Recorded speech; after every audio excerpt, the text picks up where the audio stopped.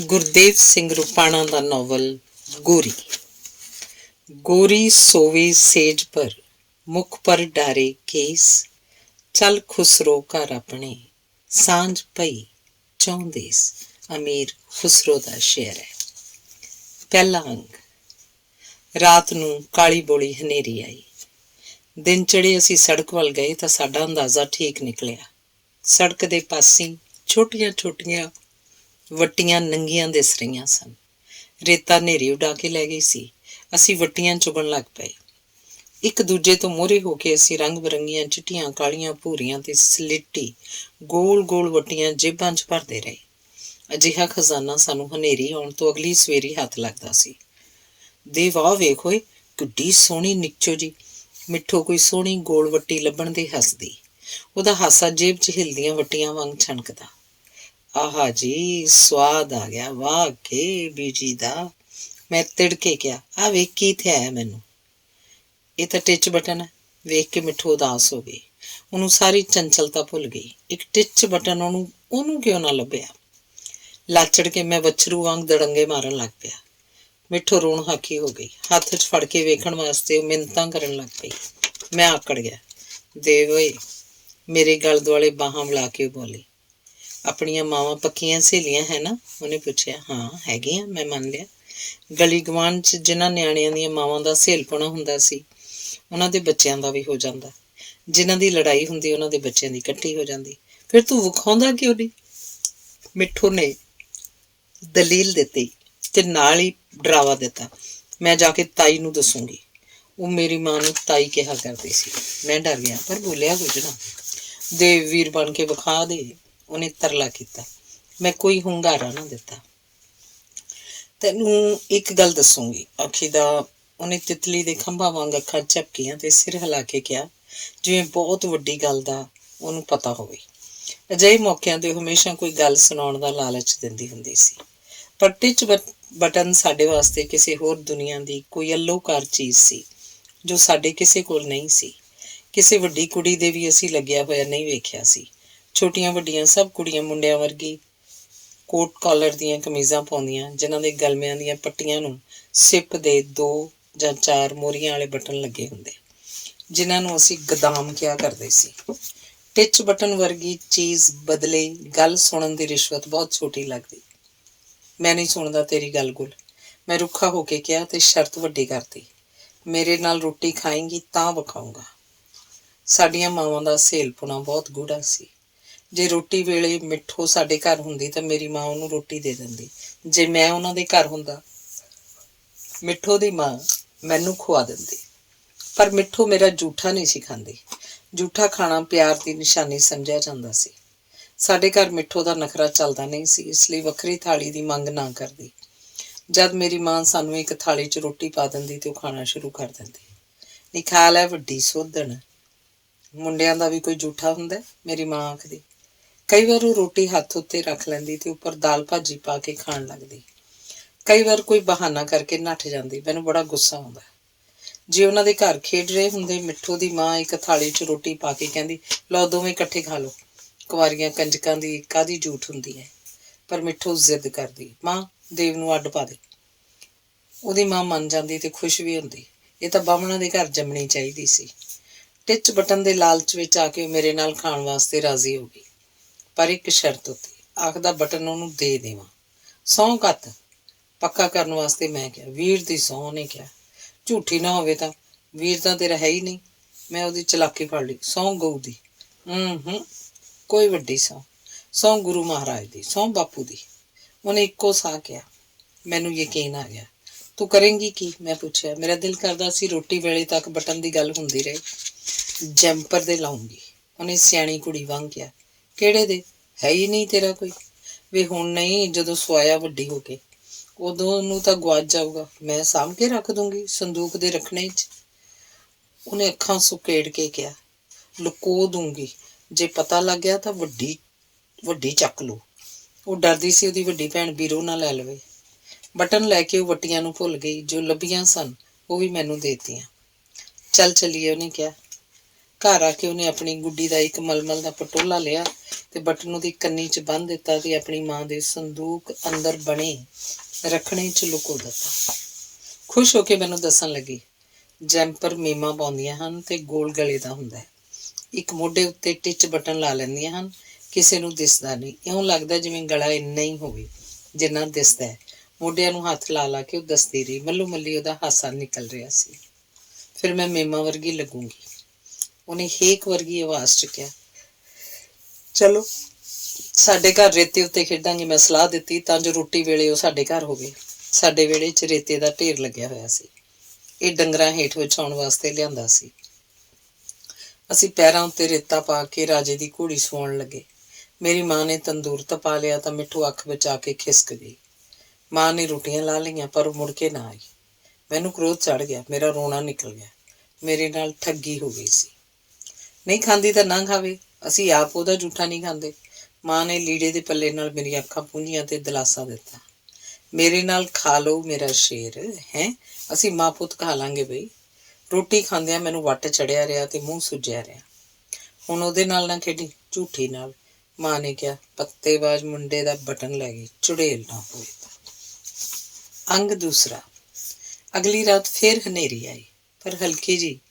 ਉੱਪਰ ਆਵਾਜ਼ ਸੀ, ਪੱਟ ਮੇਸਣ ਵਾਲੀ ਕਾਲੀ ਬੋਲੀ ਨਹੀਂ ਸੀ। ਸਵੇਰੇ ਮੈਂ ਇਕੱਲਾ ਹੀ ਸੜਕ ਵੱਲ ਨਿਕਲ ਗਿਆ, ਇਸ ਇਰਾਦੇ ਨਾਲ ਕਿ ਕੋਈ ਐਸੀ ਚੀਜ਼ ਮੈਨੂੰ ਮਿਲ ਜਾਏ, ਜਿਵੇਂ ਕੋਈ ਸਿਤਾਰਾ, ਮਣਕਾ ਜਾਂ ਵਾਲਾਂ ਵਾਲਾ ਕਲਿੱਪ, ਜਿਹਨੂੰ ਵੇਖ ਕੇ ਮਿੱਠੂ ਮੇਰੀਆਂ ਮਿੰਨਤਾਂ ਕੱਢਦੀ ਫਿਰੇ। ਪਹਿਲਾਂ ਆਪਣਾ ਜੂਠਾ ਖਵਾ ਕੇ ਫਿਰ ਉਹਨੂੰ ਦੇਵਾਂ, ਪਰ ਵੱਟੀਆਂ ਤੋਂ ਬਿਨਾਂ ਕੁਛ ਨਾ ਮਿਲਿਆ ਤੇ ਵੱਟੀਆਂ ਮੈਨੂੰ ਚੰਗੀਆਂ ਨਹੀਂ ਲੱਗਦੀਆਂ ਸੀ। ਫਿਰਦਾ ਫਿਰਦਾ ਖਤਾਨਾਂ 'ਚ ਅੱਕਾਂ ਦੀਆਂ ਕੁਕੜੀਆਂ ਵੇਖਣ ਲੱਗ ਪਿਆ। ਇੱਕ ਬੜੀ ਸੋਹਣੀ ਟਾਹਣੀ ਦਿਸ ਗਈ। ਇਹਦੇ ਦੋਵੇਂ ਪਾਸੇ ਬਰਾਬਰ ਬਰਾਬਰ 2 ਕੁਕੜੀਆਂ ਲੱਗੀਆਂ ਹੋਈਆਂ ਸੀ। ਇਸ ਢੰਗ ਦੀ ਟਾਹਣੀ ਕਦੇ ਕਿਸਮਤ ਨਾਲ ਹੀ ਮਿਲਦੀ ਹੁੰਦੀ ਸੀ।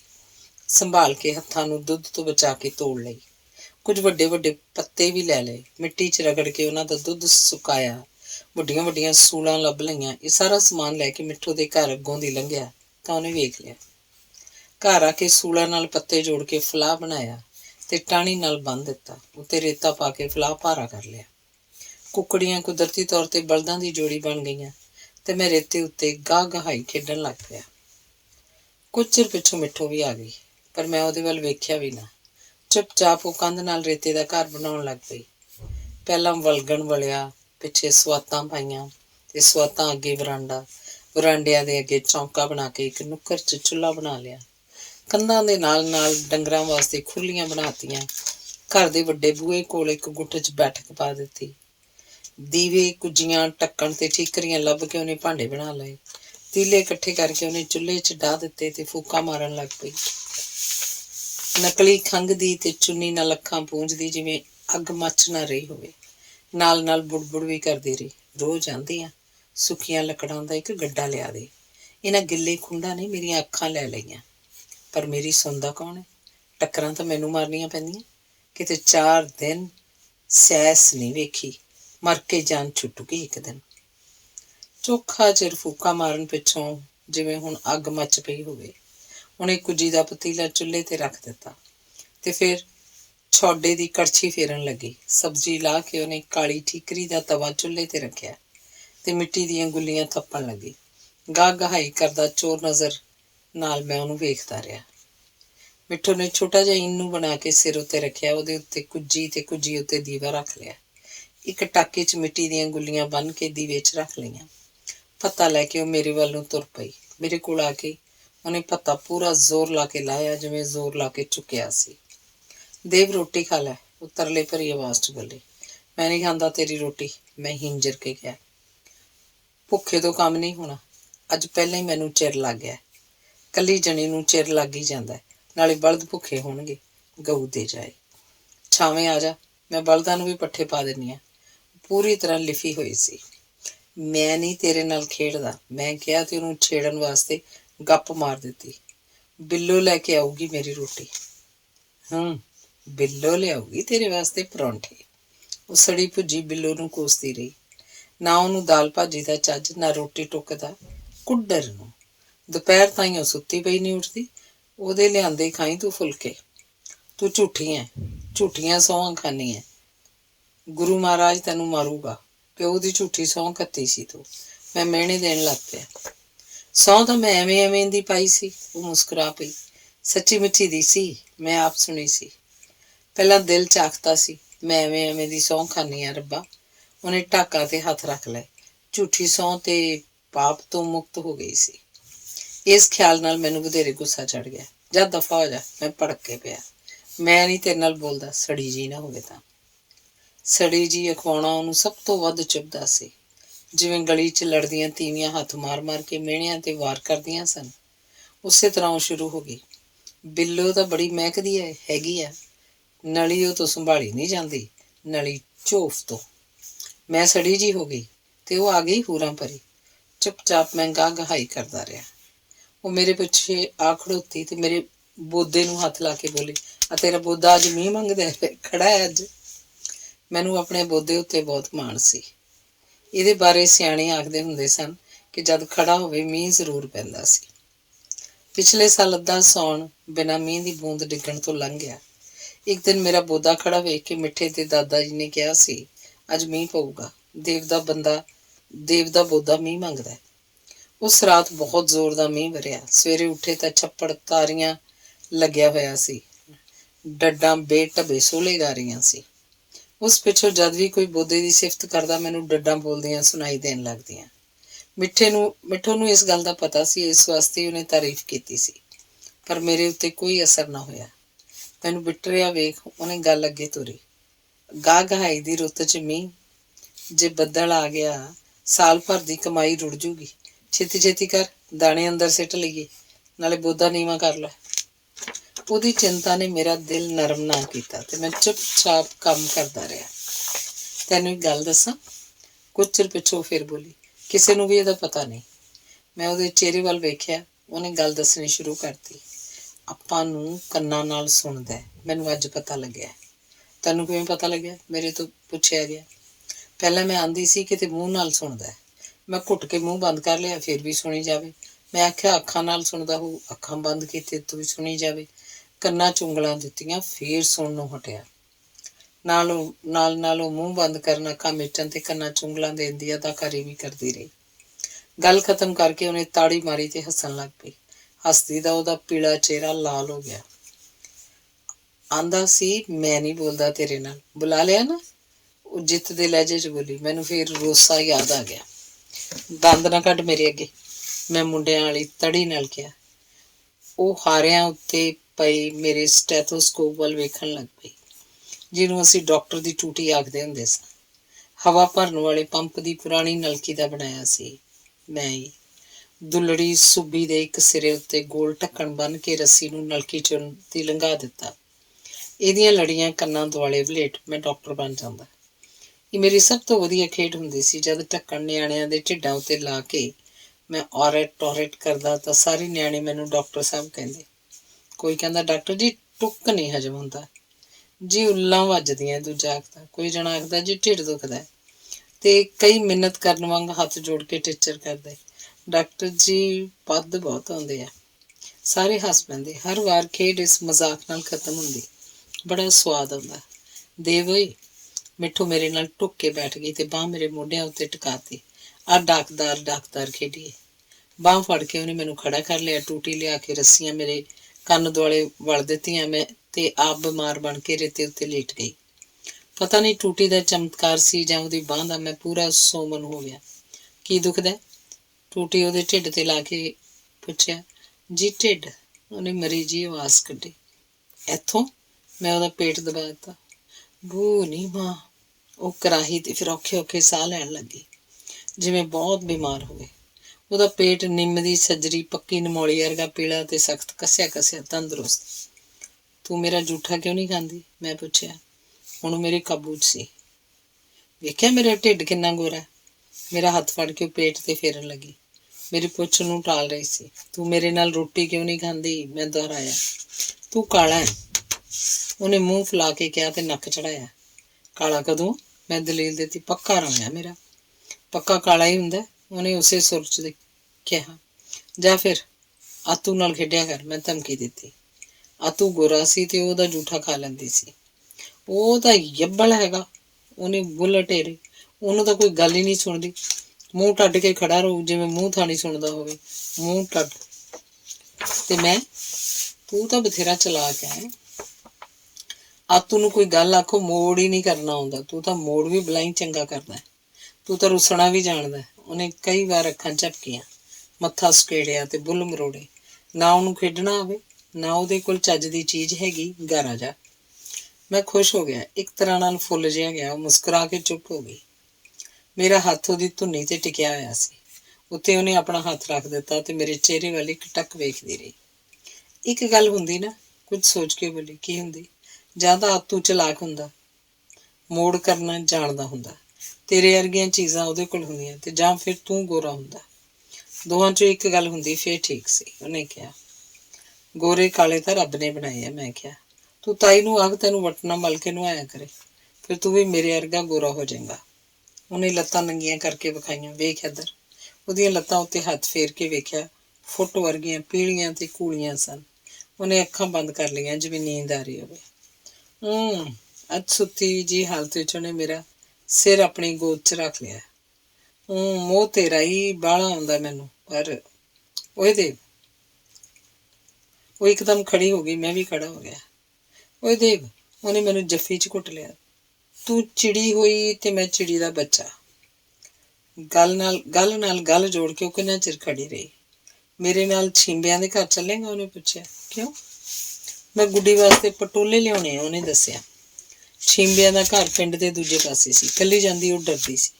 ਅਸੀਂ ਤੁਰ ਪਏ। ਰਾਤ 'ਚ ਉਹਨੇ ਖੀਸੇ 'ਚੋਂ ਕੱਢ ਕੇ ਮੇਰੇ ਤੋਂ ਚੋਰੀ ਟਿਚ ਬਟਨ ਵੇਖਿਆ, ਪਰ ਮੈਨੂੰ ਪਤਾ ਲੱਗ ਗਿਆ। ਉਹ ਡਰ ਗਈ ਕਿਤੇ ਮੈਂ ਖੋਹ ਨਾ ਲਵਾਂ। ਮੇਰੀ ਮਾਂ ਤੇਰੀ ਬੇਬੇ ਦੀ ਬਾਹਲੀ ਸਹੇਲੀ ਹੈ। ਆਤੂ ਦੀ ਬੇਬੇ ਦੀ ਇੰਨੀ ਨਹੀਂ, ਉਹਨੇ ਛੇਤੀ ਨਾਲ ਕਿਹਾ। ਅੰਗ ਤੀਸਰਾ। ਗਲਾਂ 'ਚ ਬਾਹਾਂ ਪਾਈ ਅਸੀਂ ਛਿੰਬਿਆਂ ਦੇ ਬੂਹੇ ਅੱਗੇ ਪੁੱਜ ਗਏ। ਚੰਗੀਆਂ ਚੰਗੀਆਂ ਟਾਕੀਆਂ ਮੰਗ ਲਈਆਂ। ਉਹਨੇ ਮੈਨੂੰ ਸਿਖਾਇਆ, ਫਿਰ ਤੈਨੂੰ ਗੱਲ ਦੱਸੂਗੀ ਵਧੀਆ, ਵੱਡੀਆਂ ਟਾਕੀਆਂ ਵਾਸਤੇ ਆਖੀ। ਜਿੱਥੇ ਉਹ ਕੱਪੜੇ ਸਿਉਂ ਰਹੇ ਸੀ, ਅਸੀਂ ਉਹਨਾਂ ਦੇ ਕੋਲ ਜਾ ਖੜੋਤੇ। ਉਹ ਦੋ ਜਣੇ ਸੀ। ਉਹਨਾਂ ਨੂੰ ਵੱਡਾ ਛਿੰਬਾ ਤੇ ਛੋਟਾ ਛਿੰਬਾ ਆਖਦੇ ਸੀ। ਪਤਾ ਨਹੀਂ ਸੀ ਵੱਡਾ ਛਿੰਬਾ ਮੇਰਾ ਕੀ ਲੱਗਦਾ ਸੀ। ਉਹਦੀ ਬੱਗੀ ਦਾੜੀ ਵੇਖ ਕੇ ਮੈਂ ਬਾਬਾ ਆਖਤਾ। ਬਾਬਾ, ਅਸੀਂ ਪਟੋਲੇ ਲੈਣ ਆਏ ਆ। ਮੁੰਡੇ ਕੀ ਕਰਦੇ ਹੁੰਦੇ ਆ ਪਟੋਲੇ? ਹੋਏ। ਉਹਨੇ ਹੱਸ ਕੇ ਕਿਹਾ, ਮਿੱਠੋ ਦੀ ਗੁੱਡੀ ਵਾਸਤੇ। ਇਹ ਤਾਂ ਬੋਲਦੀ ਨਹੀਂ, ਵੱਡੇ ਛਿੰਬੇ ਨੇ ਕਿਹਾ। ਕਿਉਂ ਕੁੜੇ, ਤੇਰੇ ਮੂੰਹ 'ਚ ਦਹੀਂ ਜਮਾਈ ਹੈ? ਹੱਸਦੇ ਹੱਸਦੇ ਵੱਡੇ ਨੇ ਮਿੱਠੋ ਦੇ ਸਿਰ ਤੇ ਪਟੋਕੀ ਮਾਰੀ। ਮਿੱਠੀ ਦਾ ਮੂੰਹ ਚੀਚ ਵੋਟੀ ਵਰਗਾ ਸੁਰਖ ਹੋ ਗਿਆ। ਇੱਥੋਂ ਭਾਲ ਲਓ। ਵੱਡੇ ਨੇ ਇੱਕ ਨੁੱਕਰ ਵਾਲਾ ਇਸ਼ਾਰਾ ਕੀਤਾ ਜਿੱਥੇ ਫਾਲਤੂ ਕਤਰਾਂ ਪਈਆਂ ਸੀ। ਬਾਹਰ ਆ ਕੇ ਮੈਂ ਕਿਹਾ, ਦੱਸ ਹੁਣ ਗੱਲ। ਉਹਨੇ ਸਿਆਣਾ ਜਿਹਾ ਮੂੰਹ ਬਣਾ ਲਿਆ। ਮੇਰੀ ਸ਼ਹਿਰ ਵਾਲੀ ਭੂਆ ਆਈ ਸੀ। ਉਹਨੇ ਦੱਸਣਾ ਸ਼ੁਰੂ ਕੀਤਾ। ਖੜੇ ਪੈਰ ਮੁੜ ਗਏ।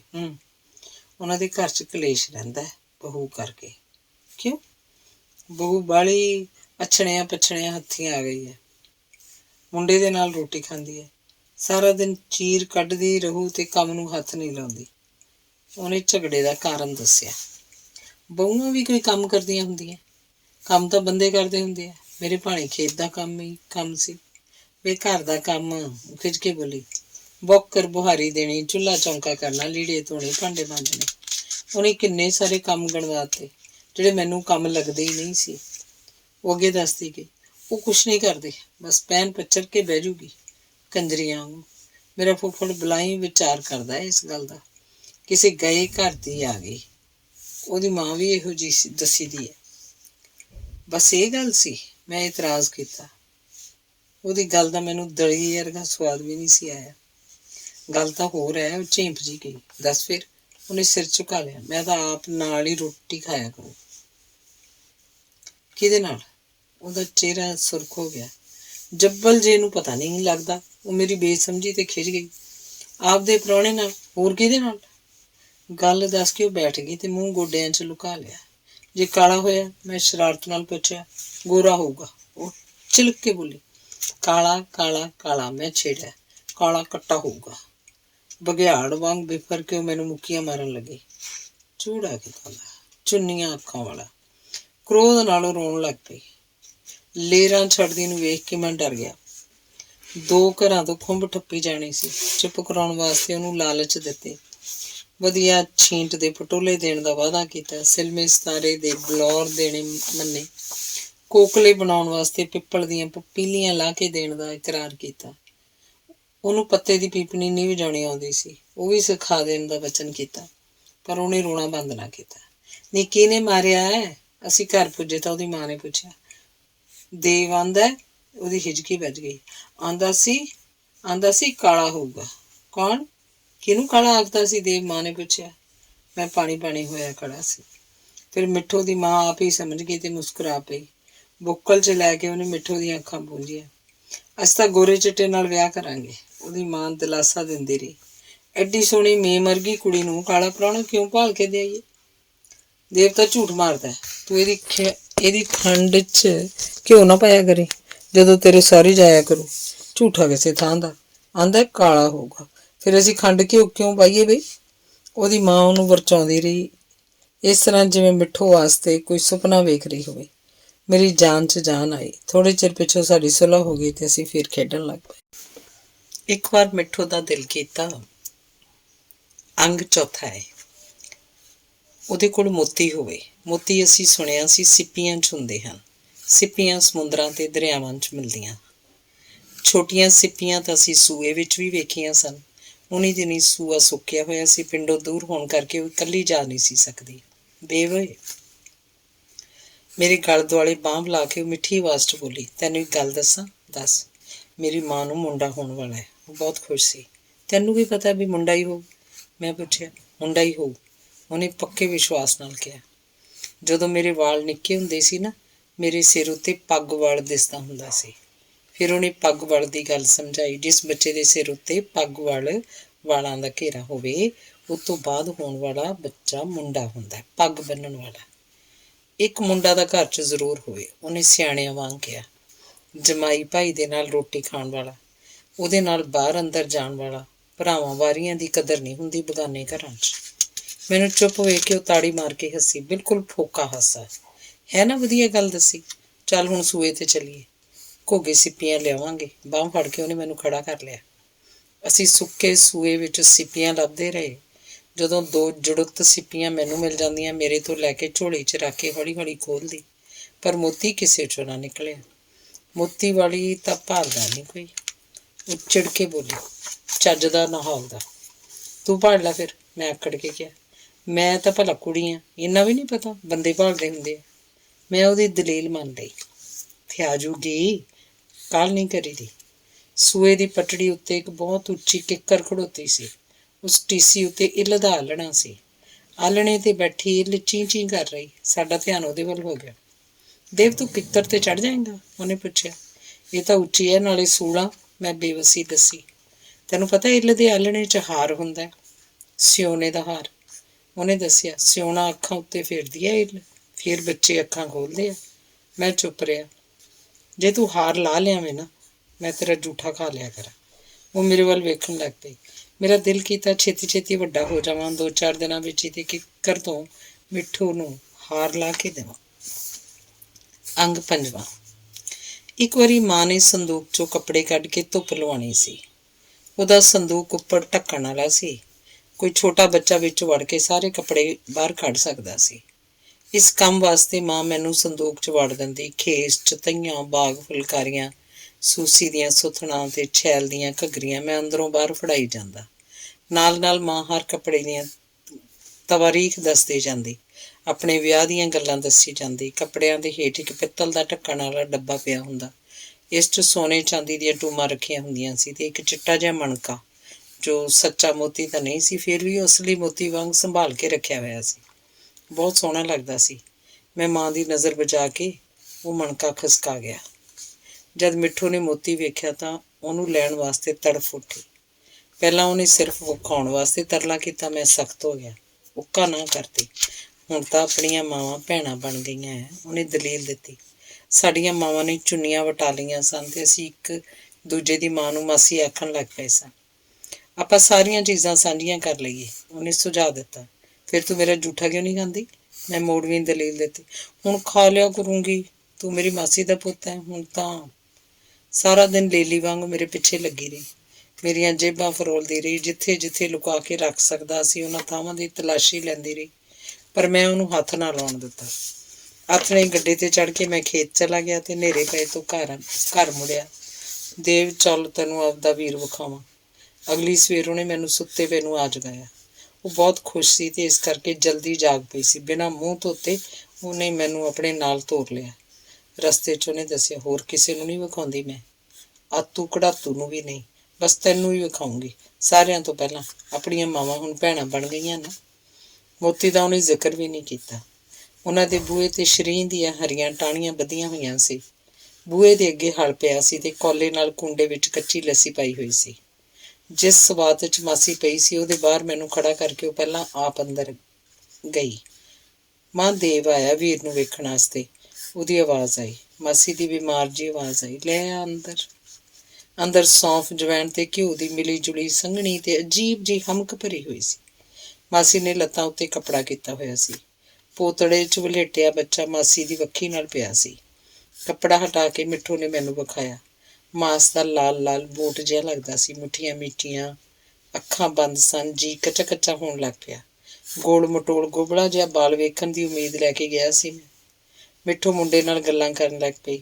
ਮੇਲਾ ਵੀਲ ਮੈਨੂੰ ਲੈਣ ਆਇਆ ਕਲੂ, ਹਾਂ ਹਾਂ, ਖੰਡ ਘਿਓ ਦਾ ਛੰਨਾ ਭਲਕੇ ਪਾਇਆ ਕਲੂ ਆਪਦੇ ਚੰਦ ਵੇਲ ਨੂੰ। ਹੈ ਭੈਣ ਕੋਲ ਘੋੜੇ ਤੇ ਚੜ ਕੇ ਆਇਆ ਕਰੇਗਾ, ਆਵੇਂਗਾ? ਆਹੋ ਆਹੋ, ਹੋਰ ਕੀ, ਚੰਗਾ। ਮੈਨੂੰ ਤਾਂ ਉਹ ਮਾਸ ਦਾ ਲੋਥੜਾ ਜਿਹਾ ਲੱਗਦਾ ਸੀ, ਪਰ ਮਿੱਠੂ ਨੂੰ ਉਹਦਾ ਤਿੱਖਾ ਨੱਕ, ਚੌੜਾ ਮੱਥਾ, ਵੱਡੀਆਂ ਵੱਡੀਆਂ ਅੱਖਾਂ ਵੀ ਨਜ਼ਰ ਆ ਰਹੀਆਂ ਸੀ। ਗੋਰਾ ਚਿੱਟਾ ਤੇ ਲੰਮਾ ਝੰਮਾ ਉਹਨੂੰ ਆਪਣੇ ਉੱਤੇ ਗਿਆ ਦੱਸ ਰਹੀ ਸੀ। ਕਿਸੇ ਮੇਮ ਨੂੰ ਵਿਆਹ ਕੇ ਲਿਆਊਗਾ ਮੇਰਾ ਵੀਰ ਪੱਟ ਦਾ ਲੱਛਾ। ਉਹਨੇ ਇਉਂ ਕਿਹਾ ਜਿਵੇਂ ਗਾ ਰਹੀ ਹੋਵੇ। ਨਾਂ ਕੀ ਰੱਖਿਆ? ਮੈਂ ਪੁੱਛਿਆ। ਅਸੀਂ ਤਾਂ ਜਗਸੀਰ ਰੱਖਾਂਗੇ, ਮਿੱਠੂ ਨੇ ਦੱਸਿਆ। ਸਾਡਾ ਵੀ ਜੱਗ ਵਿੱਚ ਸੀਰ ਹੋ ਗਿਆ ਇਹਦੇ ਨਾਲ। ਮਿੱਠੂ ਦਾ ਹੋਰ ਕੋਈ ਭਰਾ ਨਹੀਂ ਸੀ, ਇੱਕ ਵੱਡੀ ਭੈਣ ਸੀ ਬਸ।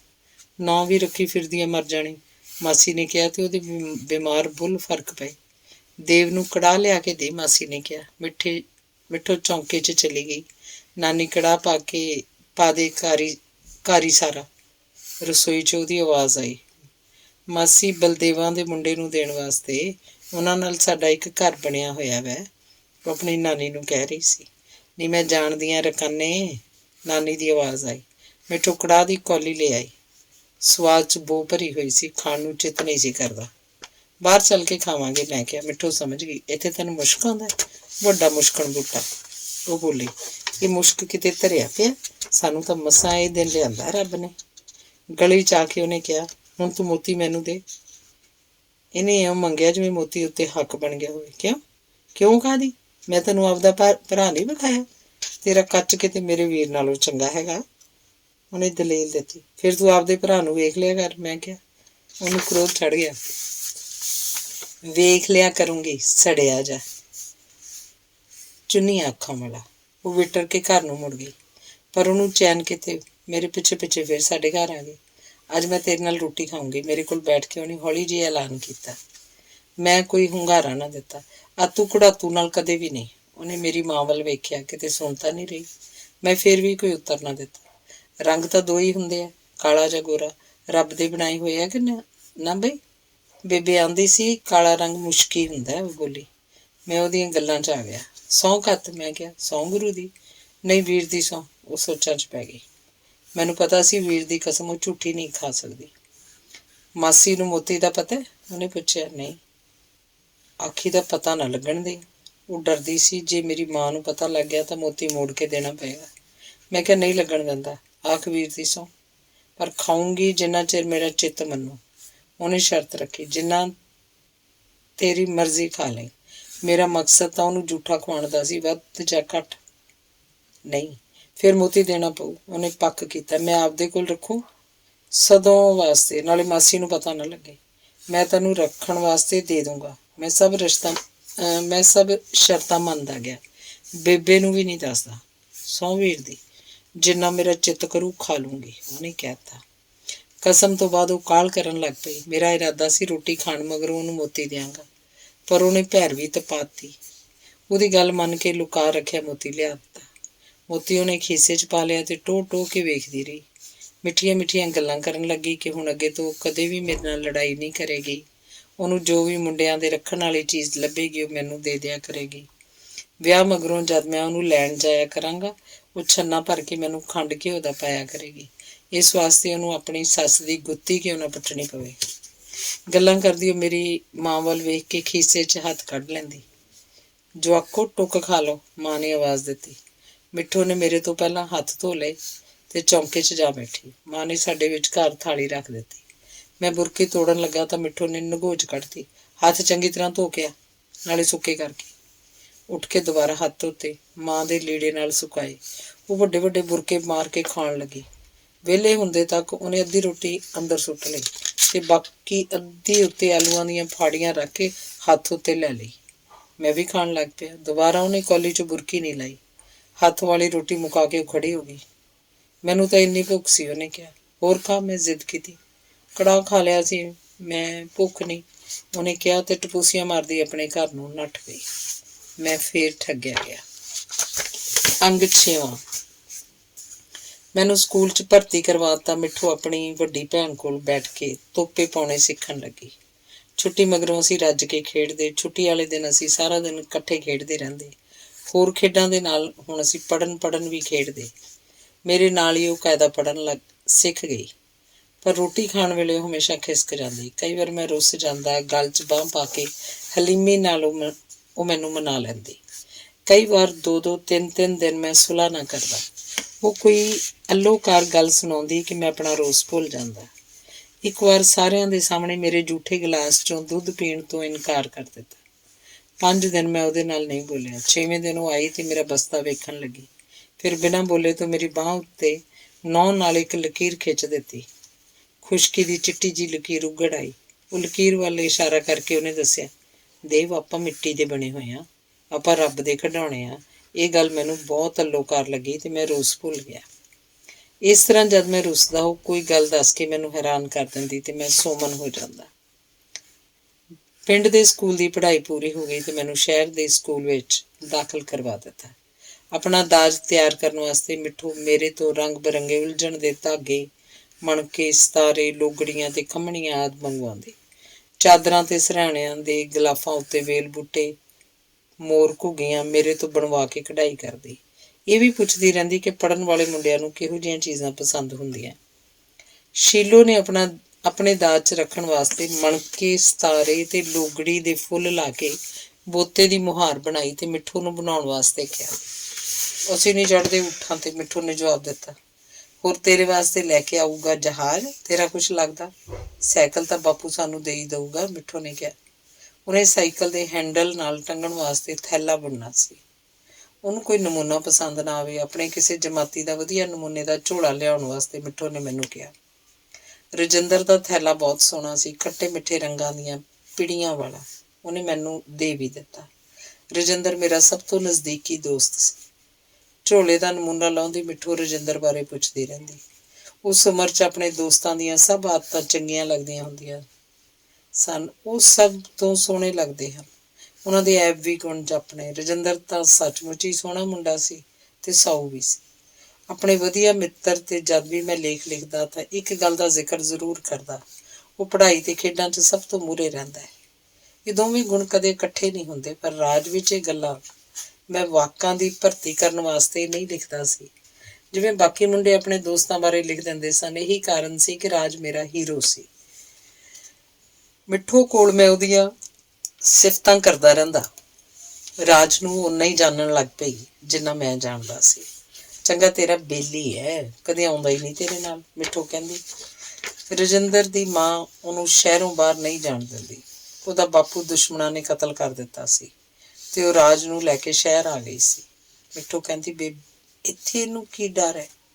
ਗਜ ਗਜ ਦੀਆਂ ਹਿੱਕਾਂ ਵਾਲੇ ਮੇਰੇ 4 ਭਰਾ, ਉਹਦੀ ਕੋਈ ਵਾਹ ਵੱਲ ਨਹੀਂ ਵੇਖ ਸਕਦਾ। ਉਹ ਮੇਰੇ 4 ਭਰਾਵਾਂ ਦਾ ਜ਼ਿਕਰ ਆਪਣੇ ਭਾਈ ਆ ਕੇ ਕਰਦੀ। ਕਿਸੇ ਦਿਨ ਲੈ ਆਵਾਂਗਾ, ਮੈਂ ਆਖ ਦਿੰਦਾ। ਮੇਰੇ ਸਕੂਲੋਂ ਆਉਣ ਦਾ ਪਤਾ ਲੱਗਦਿਆਂ ਹੀ ਉਹ ਸਾਡੇ ਘਰ ਆ ਜਾਂਦੀ। ਮੈਂ ਰੋਟੀ ਖਾਣ ਲੱਗਦਾ, ਉਹ ਪੱਖੀ ਲੈ ਕੇ ਹਵਾ ਝੱਲਦੀ। ਦੇਵ, ਤੂੰ ਦੁਪਹਿਰਾ ਢਾਲ ਕੇ ਆਇਆ ਕਰ, ਠੰਡੇ ਹੋਏ ਤੋਂ। ਇੱਕੋ ਦਿਨ ਪੱਲੇ ਨਾਲ ਮੇਰੇ ਮੱਥੇ ਤੋਂ ਪਸੀਨਾ ਪੂੰਝ ਕੇ ਕਿਹਾ, ਵੇਖ ਮੈਨੂੰ ਮੂੰਹ ਕਿਵੇਂ ਲਾਲ ਹੋਇਆ ਪਿਆ। ਮੈਂ ਕੋਈ ਉੱਤਰ ਨਾ ਦਿੱਤਾ। ਉਹਨਾਂ ਦੇ ਘਰ ਰੁਕ ਜਾਇਆ ਕਰ। ਤੇਰਾ ਬੇਲੀ ਹੈ ਜਿਹੜਾ, ਕੀ ਨਾਂ ਹੈ ਉਹਦਾ? ਉਹਨੇ ਗੱਲ ਜਾਰੀ ਰੱਖੀ। ਰਾਜ, ਮੈਂ ਕਿਹਾ ਤੇ ਉਹਦੇ ਵੱਲ ਵੇਖਿਆ। ਉਹ ਮੁਸਕਰਾ ਪਈ। ਮੈਂ ਕਿਹਾ, ਘਰ ਆ ਕੇ ਰੋਟੀ ਖਾਣੀ ਹੁੰਦੀ ਹੈ, ਤੇ ਜੇ 2 ਫੁਲਕੇ ਉਹਨਾਂ ਦੇ ਘਰੋਂ ਖਾ ਲੇਗਾ ਤਾਂ ਉਹਨਾਂ ਨੂੰ ਕੋਈ ਘਾਟਾ ਨਹੀਂ ਆ ਚੱਲਿਆ। ਇੰਨਾ ਤੇਰਾ ਬੇਲੀ ਹੈਗਾ। ਉਹਨੇ ਇਉਂ ਕਿਹਾ ਜਿਵੇਂ ਕੋਈ ਆਪਣੇ ਘਰ ਬਾਰੇ ਕਹਿੰਦਾ। ਚੰਗਾ ਚੰਗਾ, ਮੇਰਾ ਤਾਂ ਖਿਝ ਕੇ ਕਿਹਾ। ਮੈਨੂੰ ਪਤਾ ਹੈ ਉਹ ਕਿਹੋ ਜਿਹਾ। ਮੇਰੇ ਕੰਨ ਕੋਲ ਉਹਨੇ ਕਿਹਾ, ਤੂੰ ਕਦੋਂ ਵੇਖਿਆ ਸੀ ਉਹਨੂੰ? ਸੁਪਨਾ ਆਇਆ ਸੀ। ਮੇਰੇ ਪੁੱਛਣ ਤੇ ਉਹਨੇ ਸੁਪਨਾ ਦੱਸਿਆ। ਜਾਣੀਦਾ ਅਸੀਂ ਦੋਵੇਂ, ਮੈਂ ਤੇ ਮਿੱਠੂ, ਸੁੱਕੇ ਹੋਏ ਸੂਏ 'ਚ ਸਿੱਪੀਆਂ ਲੱਭਦੇ ਸਾਂ। ਸਾਨੂੰ ਜੋ ਵੀ ਸਿੱਪੀ ਮਿਲਦੀ ਉਹੀ ਖਾਲੀ ਨਿਕਲਦੀ। ਫਿਰ ਪਤਾ ਨਹੀਂ ਕਿਤੋਂ ਰਾਜ ਆ ਗਿਆ। ਉਹਨੂੰ ਜੋ ਵੀ ਸਿੱਪੀ ਲੱਭੇ ਉਸ 'ਚ ਮੋਤੀ। ਉਹਨੇ ਮੋਤੀਆਂ ਨਾਲ ਜੇਬਾਂ ਭਰ ਲਈਆਂ। ਫਿਰ ਪਤਾ ਨਹੀਂ ਕਿੱਥੋਂ ਸੂਈ ਧਾਗਾ ਵੀ ਆ ਗਿਆ ਤੇ ਅਸੀਂ ਹਾਰ ਪਰੋ ਲਿਆ, ਮੋਤੀਆਂ ਦਾ ਹਾਰ। ਉਹ ਹਾਰ ਰਾਜ ਨੇ ਮਿੱਠੂ ਦੇ ਗਲ 'ਚ ਪਾ ਦਿੱਤਾ। ਪਰ ਉਹ ਹੈ ਕਿਹੋ ਜਿਹਾ? ਮੈਂ ਪੁੱਛਿਆ। ਮਿੱਠੂ ਨੇ ਰਾਜ ਦਾ ਹੁਲੀਆ ਦੱਸਿਆ। ਗੋਲ ਤੇ ਗੋਰਾ ਨਿਛੋੜ ਚਿਹਰਾ, ਚੌੜਾ ਮੱਥਾ, ਵੱਡੀਆਂ ਵੱਡੀਆਂ ਅੱਖਾਂ, ਕੱਦ ਮਿੱਠੂ ਨਾਲੋਂ ਰਤਾ ਲੰਮਾ, ਲੰਮੀਆਂ ਉਂਗਲਾਂ ਵਾਲੇ ਕੂਲੇ ਕੂਲੇ ਹੱਥ, ਬਾਹਾਂ ਵਾਲਾਂ ਨਾਲ ਭਰੀਆਂ ਹੋਈਆਂ, ਕਮੀਜ਼ ਦਾ ਉੱਪਰਲਾ ਬਟਨ ਖੁੱਲ੍ਹਾ ਜਿਸ ਕਰਕੇ ਚੌੜੀ ਛਾਤੀ ਉੱਤੇ ਸੰਘਣੇ ਵਾਲ ਦਿਸਦੇ ਰਹਿੰਦੇ। ਮਾੜੀ ਮਾੜੀ ਮੁੱਛ ਫੁੱਟ ਰਹੀ ਲੂਈ। ਹੁਲੀਆ ਬਿਆਨ ਕਰਕੇ ਉਹਨੇ ਪੁੱਛਿਆ, ਹੈ ਨਾ ਇਹੋ ਜਿਹਾ? ਉਹ ਦੱਸਣ ਲੱਗ ਪਈ। ਹੱਸਦੀ ਹੱਸਦੀ ਬੋਲੀ, ਦੇਵ ਤੁਸੀਂ ਇਕੱਠੇ ਫੋਟੋ ਖਿਚਵਾਓ, ਦੋਸਤਾਂ ਨਾਲ ਫੋਟੋ ਖਿਚਵਾਉਣੀ ਚਾਹੀਦੀ ਹੈ। ਚੰਗਾ, ਮੈਂ ਕਿਹਾ। ਕੰਸ ਉੱਤੇ ਰੱਖਣ ਵਾਲੀ ਵੱਡੀ ਸਾਰੀ, ਉਹਨੇ ਸੁਝਾਅ ਦਿੱਤਾ। ਕੰਸਪੋਸ਼ ਤੈਨੂੰ ਮੈਂ ਬਣਾ ਦੂੰਗੀ। ਉਸ ਪਿੱਛੋਂ ਹਰ ਰੋਜ਼ ਮੈਨੂੰ ਫੋਟੋ ਵਾਸਤੇ ਉਕਸਾਉਣ ਲੱਗ ਪਈ। ਯਾਦਗਾਰ ਰਹਿ ਜਾਂਦੀ ਹੈ। ਇਸ ਉਮਰ ਦੀ ਤਸਵੀਰ ਤਾਂ ਬੰਦੇ ਦੀ ਹਰ ਸਾਲ ਦੀ ਹੋਵੇ। ਇੱਕ ਦਿਨ ਉਹਨੇ ਮੈਨੂੰ ਕੁਝ ਭਾਨ ਦਿੱਤੀ। ਗਿਣੀ ਤਾਂ 5 ਰੁਪਏ ਬਣੇ। ਕੀ ਲਿਆਉਣਾ? ਮੈਂ ਪੁੱਛਿਆ। ਮੰਗਵਾਉਣਾ ਕੁਝ ਵੀ ਨਹੀਂ ਸੀ। ਇਹ ਪੈਸੇ ਮੇਰੇ ਵਾਸਤੇ ਸਨ, ਫੋਟੋ ਵਾਸਤੇ। ਉਹਨੇ ਆਪਣੇ ਧਾਗਿਆਂ 'ਚੋਂ ਬਚਾਏ ਸਨ ਤੇ ਮੈਂ ਲੈਣ ਤੋਂ ਇਨਕਾਰ ਕਰ ਦਿੱਤਾ। ਥੋੜ੍ਹੇ ਜਿੰਨੇ ਤਾਂ ਹੈਗੇ, ਉਹਨੇ ਲਾਡ ਨਾਲ ਕਿਹਾ। ਬਾਕੀ ਤੂੰ ਪਾ ਲਏਗੀ। ਮੈਂ ਆਖਿਆ, ਤੇਰੇ ਕੋਲ ਹੋਣੇ ਨਹੀਂ, ਆਪਣਾ ਕੁਝ ਵੰਡਿਆ ਹੋਇਆ, ਰੱਖ ਲੈ। ਉਹਦੀ ਜ਼ਿੱਦ ਦੇ ਲਾਡ ਨੂੰ ਵੇਖ ਕੇ ਮੈਂ ਰੱਖ ਲਿਆ। ਦੇਵ, ਕਦੇ ਤੂੰ ਰਾਜ ਨੂੰ ਦੱਸਿਆ ਕਿ ਨਹੀਂ? ਉਹਨੇ ਪੁੱਛਿਆ। ਕੀ? ਵੀ ਮਿੱਠੂ ਤੇਰੀਆਂ ਗੱਲਾਂ ਕਰਦੀ ਹੁੰਦੀ ਹੈ? ਪੁੱਛਦੀ ਹੈ। ਨੀਤੀ ਦੱਸਦਾ, ਮੈਂ ਝੂਠ ਬੋਲਤਾ। ਇਹ ਪਹਿਲਾ ਝੂਠ ਸੀ ਜਿਹਦੀ ਉਦੋਂ ਸਮਝ ਨਹੀਂ ਸੀ ਆਈ ਕਿਉਂ ਬੋਲਿਆ ਸੀ, ਤੇ ਉਸ ਦਿਨ ਪਹਿਲੀ ਵਾਰ ਲੱਗਿਆ ਅਸੀਂ ਵੱਡੇ ਹੋ ਗਏ ਹਾਂ। ਉਹਦੀ ਮਾਂ ਦੇ ਸਾਹਮਣੇ ਵੀ ਕਦੀ ਗੱਲ ਛਿੜੀ ਹੈ? ਉਹਨੇ ਪੁੱਛਿਆ। ਰਾਜ ਦੀ ਮਾਂ ਵਿਧਵਾ ਸੀ। ਨਹੀਂ, ਛੇੜਿਆ ਕਰਨਾ, ਉਹਨੇ ਕਿਹਾ। ਵਿਚਾਰੀ ਦਾ ਬੰਦਾ ਮਾਰਤਾ ਹੈ ਸਿਆਰਿਆਂ ਨੇ। ਕਿਵੇਂ? ਪੁੱਤ ਨੂੰ ਖੰਭਾਂ ਹੇਠ ਲੁਕੋਈ ਫਿਰਦੀ ਹੈ। ਨਾ ਰਾਜ ਨਾਲ ਨਾ ਉਹਦੀ ਮਾਂ ਨਾਲ ਕਦੇ ਮਿੱਠੂ ਦੀ ਗੱਲ ਕੀਤੀ। ਮਿੱਠੂ ਛਮਕ ਜੀ, ਮਲੂਕ ਜੀ, ਬਹੁਤ ਸੋਹਣੀ ਕੁੜੀ ਨਿਕਲਦੀ ਆ ਰਹੀ ਸੀ ਤੇ ਉਹ ਆਪਣੇ ਬਾਰੇ ਚੇਤਨ ਸੀ। ਰਾਜ ਮੇਰਾ ਬਹੁਤ ਪਿਆਰਾ ਦੋਸਤ ਸੀ। ਉਸ ਉਮਰ ਦੀਆਂ ਦੋਸਤੀਆਂ ਬਹੁਤ ਜਜ਼ਬਾਤੀ ਹੁੰਦੀਆਂ ਹਨ। ਇੱਕ ਦਿਨ ਉਹ ਸਕੂਲ ਨਾ ਆਉਂਦਾ। ਸਾਰਾ ਦਿਨ ਮੈਨੂੰ ਸਕੂਲ ਸੁੰਨਾ ਸੁੰਨਾ ਲੱਗਦਾ। ਛੁੱਟੀ ਮਗਰੋਂ ਉਹਨੂੰ ਘਰ ਮਿਲਣ ਜਾਂਦਾ। ਇੱਕ ਦਿਨ ਮੈਂ ਗੈਰ ਹਾਜ਼ਰ ਹੋ ਜਾਂਦਾ। ਉਹ ਪਿੰਡ ਦੇ ਮੁੰਡਿਆਂ ਹੱਥ ਚਿੱਠੀ ਭੇਜਦਾ। ਇੱਕ ਵਾਰ ਲਗਾਤਾਰ ਮੈਂ 3 ਦਿਨ ਸਕੂਲ ਨਾ ਗਿਆ। ਉਹਨੇ ਇੱਕ ਸਤਰ ਦਾ ਖਤ ਭੇਜਿਆ। Please do come to quench my thirst. ਫਿਰ ਵੀ ਰਾਜ ਮਿੱਠੂ ਦੀ ਇੰਨੀ ਰੁਚੀ ਚੁੱਭਦੀ ਸੀ। ਐਸਾ ਕਿਉਂ ਸੀ, ਸਮਝ ਨਾ ਆਉਂਦੀ। ਅੰਗ 7ਵਾਂ। ਮੇਰੀ ਤੇ ਰਾਜ ਦੀ ਤਸਵੀਰ ਵੇਖ ਕੇ ਮਿੱਠੂ ਖਿੜ ਗਈ। ਇਹ ਤਾਂ ਜਮਾਂ ਉਹੋ ਜਿਹਾ। ਆਪਣਾ ਆਪ ਉਹਦੇ ਤੋਂ ਕਾਬੂ ਨਹੀਂ ਸੀ ਹੋ ਰਿਹਾ। ਇਉਂ ਲੱਗਦਾ ਜਿਵੇਂ ਪਹਿਲਾਂ ਵੇਖਿਆ ਹੋਵੇ। ਵੇਖਿਆ ਤਾਂ ਸੀ ਸੁਪਨੇ 'ਚ, ਮੈਂ ਕਿਹਾ। ਉਹ ਤਾਂ ਮੈਂ ਨਿੱਤ ਵੇਖਦੀ ਹਾਂ, ਦੱਸਦੀ ਤਾਂ ਨਹੀਂ, ਮੈਨੂੰ ਸੰਗ ਲੱਗਦੀ ਹੈ। ਉਹਦਾ ਮੂੰਹ ਲਾਲ ਹੋ ਗਿਆ। ਮਿੱਠੂ ਨੇ ਕੰਸਪੋਸ਼ ਦੀ ਕਢਾਈ ਕੀਤੀ, ਇੱਕ ਟਰੇ 'ਚ ਸੈੱਟ ਬਣਾਇਆ, ਚਾਹਦਾਨੀ ਤੇ ਪਿਆਲਿਆਂ ਉੱਤੇ ਫੁੱਲ ਪੱਤੇ ਬਣਾਏ, ਇੱਕ ਕੋਨੇ 'ਚ ਰਾਜ ਦਾ ਤੇ ਦੂਜੇ ਵਿੱਚ ਮੇਰਾ ਨਾਂ ਕੱਢਿਆ, ਕਰੋਸ਼ੀਏ ਨਾਲ ਉਣ ਕੇ ਲੈਸ ਲਾਈ ਤੇ ਉਸ ਉੱਤੇ ਤਸਵੀਰ ਵਾਲਾ ਫਰੇਮ ਰੱਖ ਦਿੱਤਾ। ਹਰ ਰੋਜ਼ ਉਹ ਬੈਠਕ ਦੀ ਝਾੜ ਪੂੰਝ ਕਰਦੀ, ਫੋਟੋ ਨੂੰ ਸਾਫ਼ ਕਰਦੀ, ਕਿੰਨਾ ਕਿੰਨਾ ਚਿਰ ਵੇਖਦੀ ਰਹਿੰਦੀ। ਸਹੇਲੀਆਂ ਨੂੰ ਇਕੱਠੀਆਂ ਕਰਕੇ ਮੇਰੀ ਬੈਠਕ 'ਚ ਬੈਠ ਕੇ ਉਹ ਆਪਣਾ ਸਿਉਣ ਪਰੋਣ ਕਰਦੀ। ਜਦ ਮੈਂ ਸਕੂਲੋਂ ਆਉਂਦਾ ਮੈਨੂੰ ਵੇਖ ਕੇ ਬਾਕੀ ਕੁੜੀਆਂ ਖਿਸਕ ਜਾਂਦੀਆਂ, ਉਹ ਬੈਠੀ ਰਹਿੰਦੀ। ਸਾਡੇ ਘਰ 'ਚ ਵੀ ਉਹਦੀ ਉਨੀ ਚੱਲਦੀ ਸੀ ਜਿੰਨਾ ਉਹਦਾ ਆਪਣੇ ਘਰ 'ਚ ਜ਼ੋਰ ਸੀ। ਇਕੱਲੀ ਬੈਠਦੀ ਜਾਂ ਸਹੇਲੀਆਂ ਨਾਲ, ਉਹਨੂੰ ਕੋਈ ਨਹੀਂ ਸੀ ਟੋਕਦਾ। 2 ਘਰਾਂ ਦੀ ਲਾਡਲੀ ਸੀ ਉਹ, ਤੇ ਸਾਡੇ ਘਰ ਦੀ ਬਹੁਤੀ। ਸਾਡੇ ਘਰ 'ਚ ਕੋਈ ਕੁੜੀ ਨਹੀਂ ਸੀ, ਸ਼ਾਇਦ ਇਸ ਕਰਕੇ। ਇੱਕ ਵਾਰ ਉਹਨੇ ਆਪਣੀ ਮਾਂ ਨੂੰ ਕਿਹਾ ਉਹ ਆਪ ਮੇਰੇ ਨਾਲ ਸ਼ਹਿਰ ਜਾ ਕੇ ਆਪਣੀਆਂ ਚੀਜ਼ਾਂ ਖਰੀਦ ਕੇ ਲਿਆਏਗੀ। ਦੁਕਾਨਾਂ ਵਾਲੇ ਦੇਵ ਨੂੰ ਘਟੀਆ ਚੀਜ਼ਾਂ ਦੇ ਕੇ ਠੱਗ ਲੈਂਦੇ ਆ। ਕਈ ਦਿਨ ਉਹ ਜ਼ਿੱਦ ਕਰਦੀ ਰਹੀ। ਮੇਰੀ ਮਾਂ ਨੇ ਉਹਨੂੰ ਇਜਾਜ਼ਤ ਦੇ ਦਿੱਤੀ। ਸ਼ਹਿਰ ਪੁੱਜਦੇ ਉਹਨੇ ਕਿਹਾ, ਦੇਵ ਚੱਲ ਪਹਿਲਾਂ ਰਾਜ ਦੇ ਘਰ ਚਲੀਏ। ਉਹ ਤਾਂ ਇੱਥੇ ਨਹੀਂ, ਮੈਂ ਗੱਪ ਮਾਰਤੀ। ਉਹਦੀ ਮਾਂ ਤਾਂ ਹੋਊਗੀ। ਉਹ ਦੋਵੇਂ ਪਿੰਡ ਗਏ ਹੋਏ ਆ। ਮਿੱਠੂ ਰੋਣ ਹੱਕੀ ਹੋ ਗਈ। ਤੂੰ ਮੈਨੂੰ ਪਹਿਲਾਂ ਕਿਉਂ ਨਾ ਦੱਸਿਆ? ਉਹ ਮੇਰੇ ਤੇ ਵਰ ਗਈ। ਤੂੰ ਕਦੋਂ ਪੁੱਛਿਆ ਸੀ? ਸਾਰੀ ਉਮਰ ਤੂੰ ਯੱਬਲ ਰਹੇਗਾ। ਉਹ ਖਿਝ ਗਈ। ਚੀਜ਼ਾਂ ਮੈਂ ਸਾੜਨੀਆਂ ਸੀ? ਉਸ ਦਿਨ ਉਹਨੇ ਸਾਫ਼-ਸਾਫ਼ ਆਖ ਦਿੱਤਾ ਕਿ ਰਾਜ ਨਾਲ ਉਹਦੀ ਮੁਲਾਕਾਤ ਕਰਵਾ ਦੇਵਾਂ, ਰਾਜ ਨੂੰ ਉਹਦੇ ਦਿਲ ਦੀ ਗੱਲ ਦੱਸ ਦੇਵਾਂ। ਦਿਲ ਤਾਂ ਮੇਰਾ ਉਂਝ ਹੀ ਨਹੀਂ ਸੀ ਕਰਦਾ, ਪਰ ਆਪਣੇ ਆਪ ਨੂੰ ਠੀਕ ਸਾਬਤ ਕਰਨ ਵਾਸਤੇ ਮੈਂ ਸ੍ਰਿਸ਼ਟਾਚਾਰ ਦਾ ਸਹਾਰਾ ਲੈ ਲਿਆ। ਮਿੱਠੂ ਮੇਰੀ ਮਾਸੀ ਦੀ ਧੀ ਸੀ, ਸਕੀ ਨਾ ਸੀ। ਸਾਡੀਆਂ ਮਾਵਾਂ ਸਾਡੀਆਂ ਮਾਸੀਆਂ ਹੀ ਤਾਂ ਸਨ। ਆਪਣੇ ਦੋਸਤ ਨੂੰ ਕਿਵੇਂ ਦੱਸਾਂ ਕਿ ਮੇਰੀ ਭੈਣ ਉਹਨੂੰ ਦਿਲ ਦੇਈ ਬੈਠੀ ਹੈ, ਉਹਨੂੰ ਮਿਲਣ ਵਾਸਤੇ ਤੜਫਦੀ ਹੈ ਤੇ ਉਹਦੇ ਸੁਪਨੇ ਲੈਂਦੀ ਰਹਿੰਦੀ ਹੈ। ਹਰ ਰੋਜ਼ ਮਿੱਠੂ ਦੀ ਉਹੀ ਜ਼ਿੱਦ, ਰਾਜ ਨਾਲ ਮੁਲਾਕਾਤ। ਮੈਂ ਇੱਕ ਦਿਨ ਆਖ ਦਿੱਤਾ, ਰਾਜ ਬਹੁਤ ਅਮੀਰ ਘਰ ਦਾ ਪੁੱਤਰ ਹੈ, ਮਾਂ ਦਾ ਇਕਲੌਤਾ। ਉਹਦੀ ਮਾਂ ਆਪਣੇ ਪੁੱਤਰ ਨੂੰ ਕਿਸੇ ਵੱਡੇ ਆਪਣੇ ਬਰਾਬਰ ਦੇ ਘਰ ਵਿਆਹਣਾ ਚਾਹੁੰਦੀ ਹੈ, ਜੋ ਆਪਣੀ ਧੀ ਨੂੰ ਬਹੁਤ ਕੁਝ ਦੇ ਸਕਦੇ ਹੋਣ। ਉਹ ਲੋਕ ਕਾਰ ਦੀ ਉਮੀਦ ਲਾਈ ਬੈਠੇ ਹਨ। ਸੁਣ ਕੇ ਮਿੱਠੂ ਉਦਾਸ ਹੋ ਗਈ, ਪਰ ਉਹਨੇ ਦਿਲ ਨਹੀਂ ਛੱਡਿਆ। ਤੂੰ ਇੱਕ ਵਾਰ ਮੈਨੂੰ ਮਿਲਾ ਤਾਂ ਦੇ, ਉਹਨੇ ਕਿਹਾ। ਸ਼ਾਇਦ ਉਹਨੂੰ ਆਪਣੇ ਰੂਪ ਉੱਤੇ ਬਹੁਤ ਮਾਣ ਸੀ। ਉਹ ਸੋਚਦੀ ਹੋਏਗੀ, ਵੇਖ ਕੇ ਰਾਜ ਉਹਨੂੰ ਜ਼ਰੂਰ ਪਸੰਦ ਕਰ ਲਏਗਾ ਤੇ ਆਪਣੀ ਮਾਂ ਨੂੰ ਰਾਜ਼ੀ ਕਰ ਲਏਗਾ। ਜਾਂ ਹੋ ਸਕਦਾ ਉਹਦੀ ਮਾਂ ਆਪ ਹੀ ਮਿੱਠੂ ਨੂੰ ਆਪਣੇ ਪੁੱਤਰ ਵਾਸਤੇ ਮੰਗ ਲਵੇ। ਜਦ ਵੀ ਰਾਜ ਦੇ ਵਿਆਹ ਦੀ ਗੱਲ ਚੱਲਦੀ, ਰਾਜ ਦੀ ਮਾਂ ਹਮੇਸ਼ਾ ਸਾਨੂੰ ਆਪਣੀ ਰਿਸ਼ਤੇਦਾਰੀ ਚੋਂ ਕੋਈ ਕੁੜੀ ਲੱਭਣ ਵਾਸਤੇ ਆਖਦੀ। ਉਹਨੂੰ ਪਤਾ ਸੀ ਮੇਰੇ 4 ਭਰਾ ਸਨ, ਜੋ ਇਕੱਲੇ ਰਾਜ ਦੇ ਵੀ ਭਰਾ ਬਣ ਜਾਣਗੇ। ਉਹਦੀਆਂ ਬਾਹਾਂ। ਫਿਰ ਵੀ ਮੈਂ ਮਿੱਠੂ ਦੀ ਗੱਲ ਕਦੇ ਨਾ ਚਲਾਈ। ਅੰਗ 8ਵਾਂ। ਸਰਦੀਆਂ ਦੇ ਸ਼ੁਰੂ 'ਚ ਹੀ ਹੈਡਮਾਸਟਰ ਨੇ ਹੋਸਟਲ 'ਚ ਆ ਜਾਣ ਦਾ ਹੁਕਮ ਚਾੜ ਦਿੱਤਾ, ਕਿਉਂਕਿ 10ਵੀਂ ਜਮਾਤ ਦੀ ਪ੍ਰੀਖਿਆ ਯੂਨੀਵਰਸਿਟੀ ਨੇ ਲੈਣੀ ਸੀ। ਸਕੂਲ ਨੂੰ ਆਪਣੇ ਨਤੀਜੇ ਦੀ ਚਿੰਤਾ ਸੀ।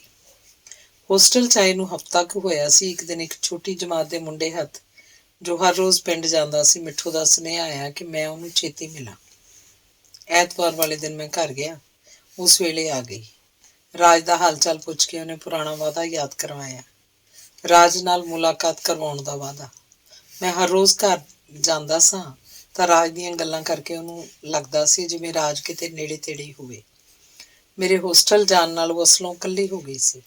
ਰਾਜ ਨੂੰ ਹਾਜ਼ਰ ਕਰਨ ਵਾਸਤੇ ਉਹਨੇ ਉਹਦੇ ਵਾਸਤੇ ਦਸਤਾਨਿਆਂ ਦਾ ਜੋੜਾ ਬਣਾਉਣਾ ਸ਼ੁਰੂ ਕਰ ਦਿੱਤਾ।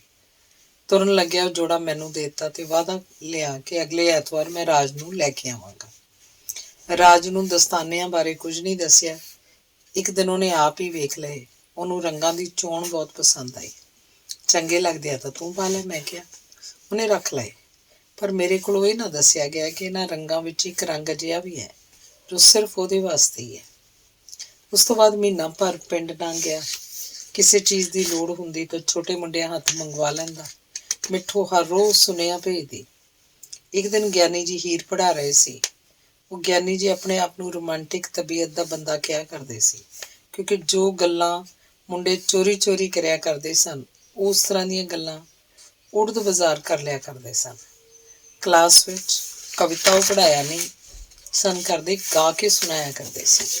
ਹੀਰ ਤਾਂ ਉਹ ਬਹੁਤ ਚੰਗੀ ਗਾ ਲੈਂਦੇ ਸੀ। ਉਹਨਾਂ ਨੂੰ ਗਾਉਂਦਿਆਂ ਸੁਣ ਕੇ ਲੱਗਦਾ ਸੀ ਕਵਿਤਾ ਪ੍ਰੀਖਿਆ ਵਾਸਤੇ ਨਹੀਂ, ਮਾਨਣ ਵਾਸਤੇ ਲਿਖੀ ਜਾਂਦੀ ਹੈ। ਗਿਆਨੀ ਜੀ ਨੇ ਹੇਕ ਲਾਈ, ਅਵਲ ਪੈਰ ਪਕੜੇ ਇਤਕਾਦ ਕਰਕੇ, ਫਿਰ ਨਾਲ ਕਲੇਜੇ ਦੇ ਲੱਗ ਗਈ।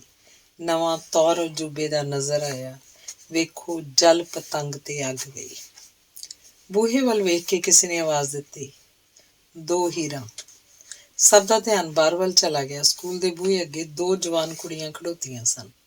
ਦੋਵਾਂ ਨੇ ਇੱਕੋ ਜਿਹੇ ਛੀਟ ਦੇ ਨੀਵੇਂ ਸੂਟ ਪਾਏ ਹੋਏ ਸਨ। ਗੁੱਤਾਂ ਨਾਲ ਲਾਲ ਰਿਬਨ ਬੜੇ ਸ਼ੌਕ ਲੱਗਦੇ ਸਨ। ਉਹ ਆਲੇ ਦੁਆਲੇ ਤੋਂ ਬੇਪਰਵਾਹ ਖੜੀਆਂ ਸਨ। ਉਸ ਵਾਤਾਵਰਨ ਵਿੱਚ ਉਹਨਾਂ ਦੀ ਹਾਜ਼ਰੀ ਅਸਲੋਂ ਅਣਹੋਣੀ ਸੀ।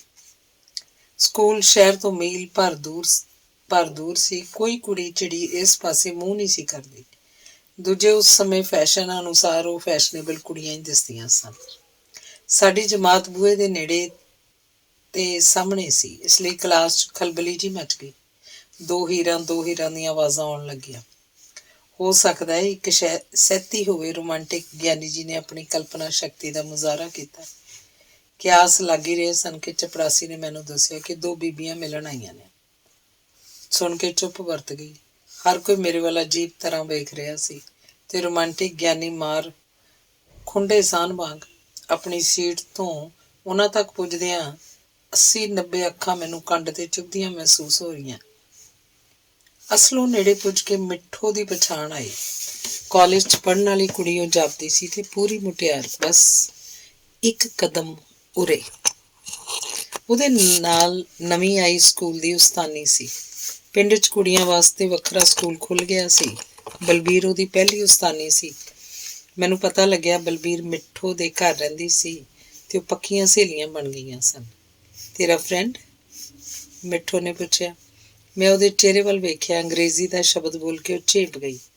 ਬਲਬੀਰ ਨੇ ਦੱਸਿਆ ਮੇਰੇ ਕੋਲੋਂ ਅੰਗਰੇਜ਼ੀ ਪੜ੍ਹਦੀ ਹੁੰਦੀ ਹੈ ਆਪਣੇ ਉਹਦੇ ਬਰਾਬਰ ਹੋਣ ਵਾਸਤੇ। ਮਿੱਠੋ ਲਾਲ ਹੋ ਗਈ ਤੇ ਬਲਬੀਰ ਦੀ ਵੱਖੀ 'ਚ ਕੂਹਣੀ ਮਾਰੀ। ਰਾਜ ਤਾਂ ਆਇਆ ਨਹੀਂ ਅੱਜ? ਮੈਂ ਗੱਪ ਮਾਰਤੀ। ਕਿਉਂ? ਮਿੱਠੋ ਨੇ ਪੁੱਛਿਆ। ਬਿਮਾਰ ਹੋ ਗਿਆ। ਮੈਂ ਗੱਪ ਤੇ ਗੱਪ ਮਾਰਨ ਤੇ ਉਤਾਰੂ ਸਾਂ। ਚਲੋ ਘਰ ਚੱਲ ਕੇ ਉਹਦਾ ਪਤਾ ਕਰੀਏ, ਮਿੱਠੋ ਨੇ ਬੇਸਬਰੀ ਨਾਲ ਕਿਹਾ। ਮੈਂ ਦੱਸਿਆ ਉਹ ਘਰ ਨਹੀਂ, ਫਿਰੋਜ਼ਪੁਰ ਹਸਪਤਾਲ 'ਚ ਦਾਖਲ ਹੈ। ਤੇ ਤੂੰ ਇੱਥੇ ਪੜ੍ਹਾਈਆਂ ਕਰਨ 'ਚ ਲੱਗਿਆ? ਮਿੱਠੋ ਨੇ ਵਿਸ ਘੋਲੀ। ਉਹਦੇ ਕੋਲ ਨਹੀਂ ਜਾਂਦਾ ਤੇਰੇ ਕੋਲੋਂ? ਉਹਦੀਆਂ ਅੱਖਾਂ ਭਰ ਆਈਆਂ। ਪਤਾ ਨਹੀਂ ਗੁੱਸੇ ਨਾਲ ਜਾਂ ਦੁੱਖ ਨਾਲ। ਮੈਂ ਬਹਾਨਾ ਲਾਇਆ। ਉਹਦੀ ਮਾਂ ਹੈਗੀ ਉਹਦੇ ਕੋਲ, ਮੈਨੂੰ ਛੁੱਟੀ ਨਹੀਂ ਮਿਲਦੀ। ਅੱਗ ਲੱਗੇ ਇਹੋ ਜਿਹੀ ਪੜ੍ਹਾਈ ਨੂੰ। ਉਹ ਇੱਕ ਤਰ੍ਹਾਂ ਨਾਲ ਵੱਸ ਹੀ ਪਈ। ਚੰਗਾ ਦੋਸਤ ਹੈ ਤੂੰ ਦੇਵ, ਤੈਨੂੰ ਹੁੰਦਾ ਕੀ ਜਾਂਦਾ? ਪਹਿਲਾਂ ਵਾਲਾ ਤਾਂ ਤੂੰ ਰਿਹਾ ਹੀ ਨਹੀਂ। ਅੱਜੋ ਜਾ ਉਹਦੇ ਕੋਲ, ਹੋਰ ਕਦੋਂ ਜਾਏਗਾ? ਦਿਲ ਕਰਦਾ ਸੀ ਵੀ ਆਖਾਂ ਪਹਿਲਾਂ ਵਾਲਾ ਕੌਣ ਰਹਿ ਗਿਆ ਹੈ, ਤੂੰ ਆਪ ਪਹਿਲਾਂ ਵਾਲੀ ਰਹਿ ਗਈ ਹੈ। ਪਰ ਉਹਦੇ ਮਨ ਨੂੰ ਹੋਰ ਦੁਖੀ ਨਹੀਂ ਸੀ ਕਰਨਾ ਚਾਹੁੰਦਾ।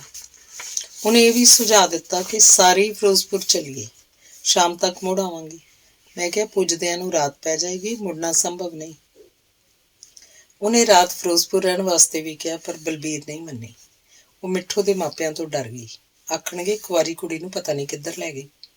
ਅੰਤ ਫੈਸਲਾ ਇਹ ਹੋਇਆ ਜੋ ਮੈਂ ਕਰਨਾ ਹੀ ਸੀ ਕਿ ਛੁੱਟੀ ਮਗਰੋਂ ਮੈਂ ਫਿਰੋਜ਼ਪੁਰ ਜਾ ਕੇ ਰਾਜ ਦਾ ਪਤਾ ਕਰਾਂਗਾ ਤੇ ਕੱਲ ਸ਼ਾਮ ਤੱਕ ਰਾਜ ਦੇ ਹਾਲ ਚਾਲ ਦਾ ਸੁਨੇਹਾ ਮਿੱਠੋ ਨੂੰ ਪੁੱਜਦਾ ਕਰ ਦਿਆਂਗਾ। ਜਦ ਅਸੀਂ ਗੱਲਾਂ ਕਰ ਰਹੇ ਸੀ, ਪੜ੍ਹਾਈ ਬਰਖਾਸਤ ਕਰਕੇ ਗਿਆਨੀ ਜੀ ਨੇ 2-3 ਚੱਕਰ ਕਮਰਿਆਂ ਦੇ ਅੱਗੋਂ ਦੀ ਲਾਏ। ਖੰਗੂਰੇ ਮਾਰ-ਮਾਰ ਕੇ ਉਹਨਾਂ ਨੇ ਵਾਤਾਵਰਨ ਨੂੰ ਰੋਮਾਂਟਿਕ ਬਣਾ ਦਿੱਤਾ। ਜੋ ਕਸਰ ਰਹਿ ਗਈ ਉਹ ਮੁੰਡਿਆਂ ਨੇ ਪੂਰੀ ਕਰਤੀ। ਕਿਸੇ ਨਾ ਕਿਸੇ ਬਹਾਨੇ ਹਰ ਕੋਈ ਬਾਹਰ ਨਿਕਲਿਆ। ਇੱਕ ਦੂਜੇ ਨਾਲ ਉੱਚੀ ਆਵਾਜ਼ 'ਚ ਸ਼ੋਖ ਗੱਲਾਂ ਕਰਦੇ ਉਹ ਸਾਡੇ ਕੋਲੋਂ ਦੀ ਲੰਘੇ। ਜੋ ਮੇਰੇ ਦੋਸਤ ਸਨ ਜਾਂ ਮੇਰੇ ਗਰੁੱਪ ਦੇ ਸਨ ਉਹ ਆਪਣੀ ਥਾਂ ਤੋਂ ਨਹੀਂ ਉੱਠੇ। ਰਾਜ ਨੇ ਤਾਂ ਹਿੱਲਣਾ ਹੀ ਕੀ ਸੀ। ਕੁੜੀਆਂ ਨੂੰ ਵਿਦਾ ਕਰਕੇ ਮੈਂ ਕਮਰੇ 'ਚ ਗਿਆ ਤਾਂ ਸਭ ਮੇਰੇ ਦੁਆਲੇ ਹੋ ਗਏ। ਹਰ ਕੋਈ ਪੁੱਛੇ ਕੌਣ ਸੀ, ਕੀ ਕਰਨ ਆਈਆਂ ਸੀ। ਕੋਈ ਬਹੁਤਾ ਹੀ ਮੂੰਹ ਫੱਟ ਸੀ, ਉਹਨੇ ਇਹ ਵੀ ਆਖ ਦਿੱਤਾ ਬੜਾ ਦਾ ਮਾਰੀ ਫਿਰਦਾ ਯਾਰ, 2-2 ਵੰਡ ਕੇ ਖਾਈਦਾ ਹੁੰਦਾ। ਰਾਜ ਨੂੰ ਪਤਾ ਸੀ ਮੇਰੀ ਕੋਈ ਭੈਣ ਨਹੀਂ। ਉਹਨੇ ਵੀ ਪੁੱਛ ਲਿਆ ਕੌਣ ਸੀ ਇਹ ਬੀਬੀਆਂ। ਇੱਕ ਤਾਂ ਸਕੂਲ ਦੀ ਮਾਸਟਰਨੀ ਸੀ, ਮੇਰੇ ਤੋਂ ਕਿਹਾ ਗਿਆ, ਤੇ ਦੂਜੀ? ਮੈਂ ਮੁਸਕਰਾ ਕੇ ਕਿਹਾ ਮਿੱਠੀ। ਮੇਰੇ ਤੋਂ ਮਾਸੀ ਦੀ ਧੀ ਨਹੀਂ ਕਿਹਾ ਗਿਆ। ਜਦ ਰਾਜ ਨੂੰ ਪਤਾ ਲੱਗ ਗਿਆ ਕੋਈ ਰਿਸ਼ਤੇਦਾਰ ਨਹੀਂ ਸੀ, ਉਹ ਵੀ ਚੁਸਕੀ ਲੈਣ ਲੱਗ ਪਿਆ। ਹੀਰ ਕਿਹੜੀ ਸੀ ਤੇ ਸੈਤੀ ਕਿਹੜੀ? ਉਹਨੇ ਛੇੜਨਾ ਸ਼ੁਰੂ ਕੀਤਾ। ਇੱਕ ਤਾਂ ਹੋਈ ਮਾਸਟਰ ਨਹੀਂ, ਇਹਦਾ ਮਤਲਬ ਹੋਇਆ ਉਹੀ ਸੈਤੀ। ਮੈਂ ਹੱਸ-ਹੱਸ ਕੇ ਇਨਕਾਰ ਕਰਦਾ ਰਿਹਾ, ਪਰ ਇਸ ਤਰ੍ਹਾਂ ਜਿਸ ਤੋਂ ਪ੍ਰਗਟ ਹੋਵੇ ਕੋਈ ਗੱਲ ਜ਼ਰੂਰ ਹੈ, ਇੱਕ ਹੀਰ ਜ਼ਰੂਰ ਹੈ। ਸਾਰਾ ਦਿਨ ਇਹੋ ਗੱਲ ਚੱਲਦੀ ਰਹੀ। ਬੜਾ ਸਵਾਦ ਆਉਂਦਾ ਰਿਹਾ, ਜਿਵੇਂ ਮੈਂ ਕੋਈ ਬਹੁਤ ਵੱਡਾ ਮਾਰਕੇਬਾਜ਼ ਹੋਵਾਂ ਤੇ ਕੋਈ ਡੂਮ ਕਿਸੇ ਵੱਡੇ ਇਕੱਠ 'ਚ ਮੇਰੀ ਵਾਰ ਗਾ ਰਿਹਾ ਹੋਵੇ। ਆਪਣੇ ਵੱਲੋਂ ਸੱਚੀ ਗੱਲ ਕਰਨ ਵਾਸਤੇ ਮੈਂ ਕਹਿ ਦਿੱਤਾ, ਹਾਂ ਇੱਕ ਹੀਰ ਸੀ, ਆਪਣੇ ਰਾਂਝੇ ਨੂੰ ਵੇਖਣ ਆਈ ਸੀ, ਪਰ ਇਸ ਅੰਦਾਜ਼ ਨਾਲ ਕਿ ਗੱਲ ਮੇਰੇ ਨਾਲ ਹੀ ਜੁੜੇ। ਇੰਜ ਮਨ ਸਿੱਧਾ ਹੋ ਗਈ। ਰਾਜ ਨੇ ਜਿੱਤ ਦੇ ਲਹਿਜੇ 'ਚ ਕਿਹਾ, ਪਰ ਰਾਂਝਾ ਕੋਈ ਹੋਰ ਹੈ। ਮੈਂ ਮੁਸਕਰਾ ਪਿਆ। ਰਾਜ ਨੇ ਲੱਚ ਚੜ੍ਹ ਕੇ ਕਿਹਾ, ਸਾਨੂੰ ਪਤਾ ਲੱਗ ਗਿਆ ਤੇਰੀ ਖਾਨਦਾਨੀ ਦਾ। ਚਾਹ ਦੇ ਵਿੱਚ ਦੁੱਧ ਬੱਕਰੀ ਬੇਗਾਨੀ ਦਾ। ਉਹ ਖਿੱਲੀ ਪਾਉਣ ਲੱਗ ਪਿਆ। ਪਰ ਯਾਰ ਤੂੰ ਹਵਾ ਤੱਕ ਨਹੀਂ ਕੱਢੀ। ਬੜਾ ਹਜ਼ਮ ਹੈ ਤੇਰਾ। ਰਾਜ ਨੇ ਪੂਰੀ ਗੰਭੀਰਤਾ ਨਾਲ ਸਾਰੀ ਗੱਲ ਨੂੰ ਆਪਣੇ ਅੰਦਰ ਜੀਰ ਲਿਆ। ਫਿਰ ਕਿਸੇ ਮੁੰਡੇ ਨੂੰ ਛੇੜਨ ਦਾ ਯਤਨ ਕੀਤਾ ਤਾਂ ਉਹਨੇ ਚੁੱਪ ਕਰਵਾ ਦਿੱਤਾ। 1-2 ਨਾਲ ਤਾਂ ਉਹ ਝਗੜਾ ਕਰਨ ਲੱਗਾ ਸੀ। ਛੁੱਟੀ ਮਗਰੋਂ ਜਦ ਮੈਂ ਇਕੱਲਾ ਰਹਿ ਗਿਆ ਤਾਂ ਮਨ ਬਹੁਤ ਉਦਾਸ ਹੋ ਗਿਆ।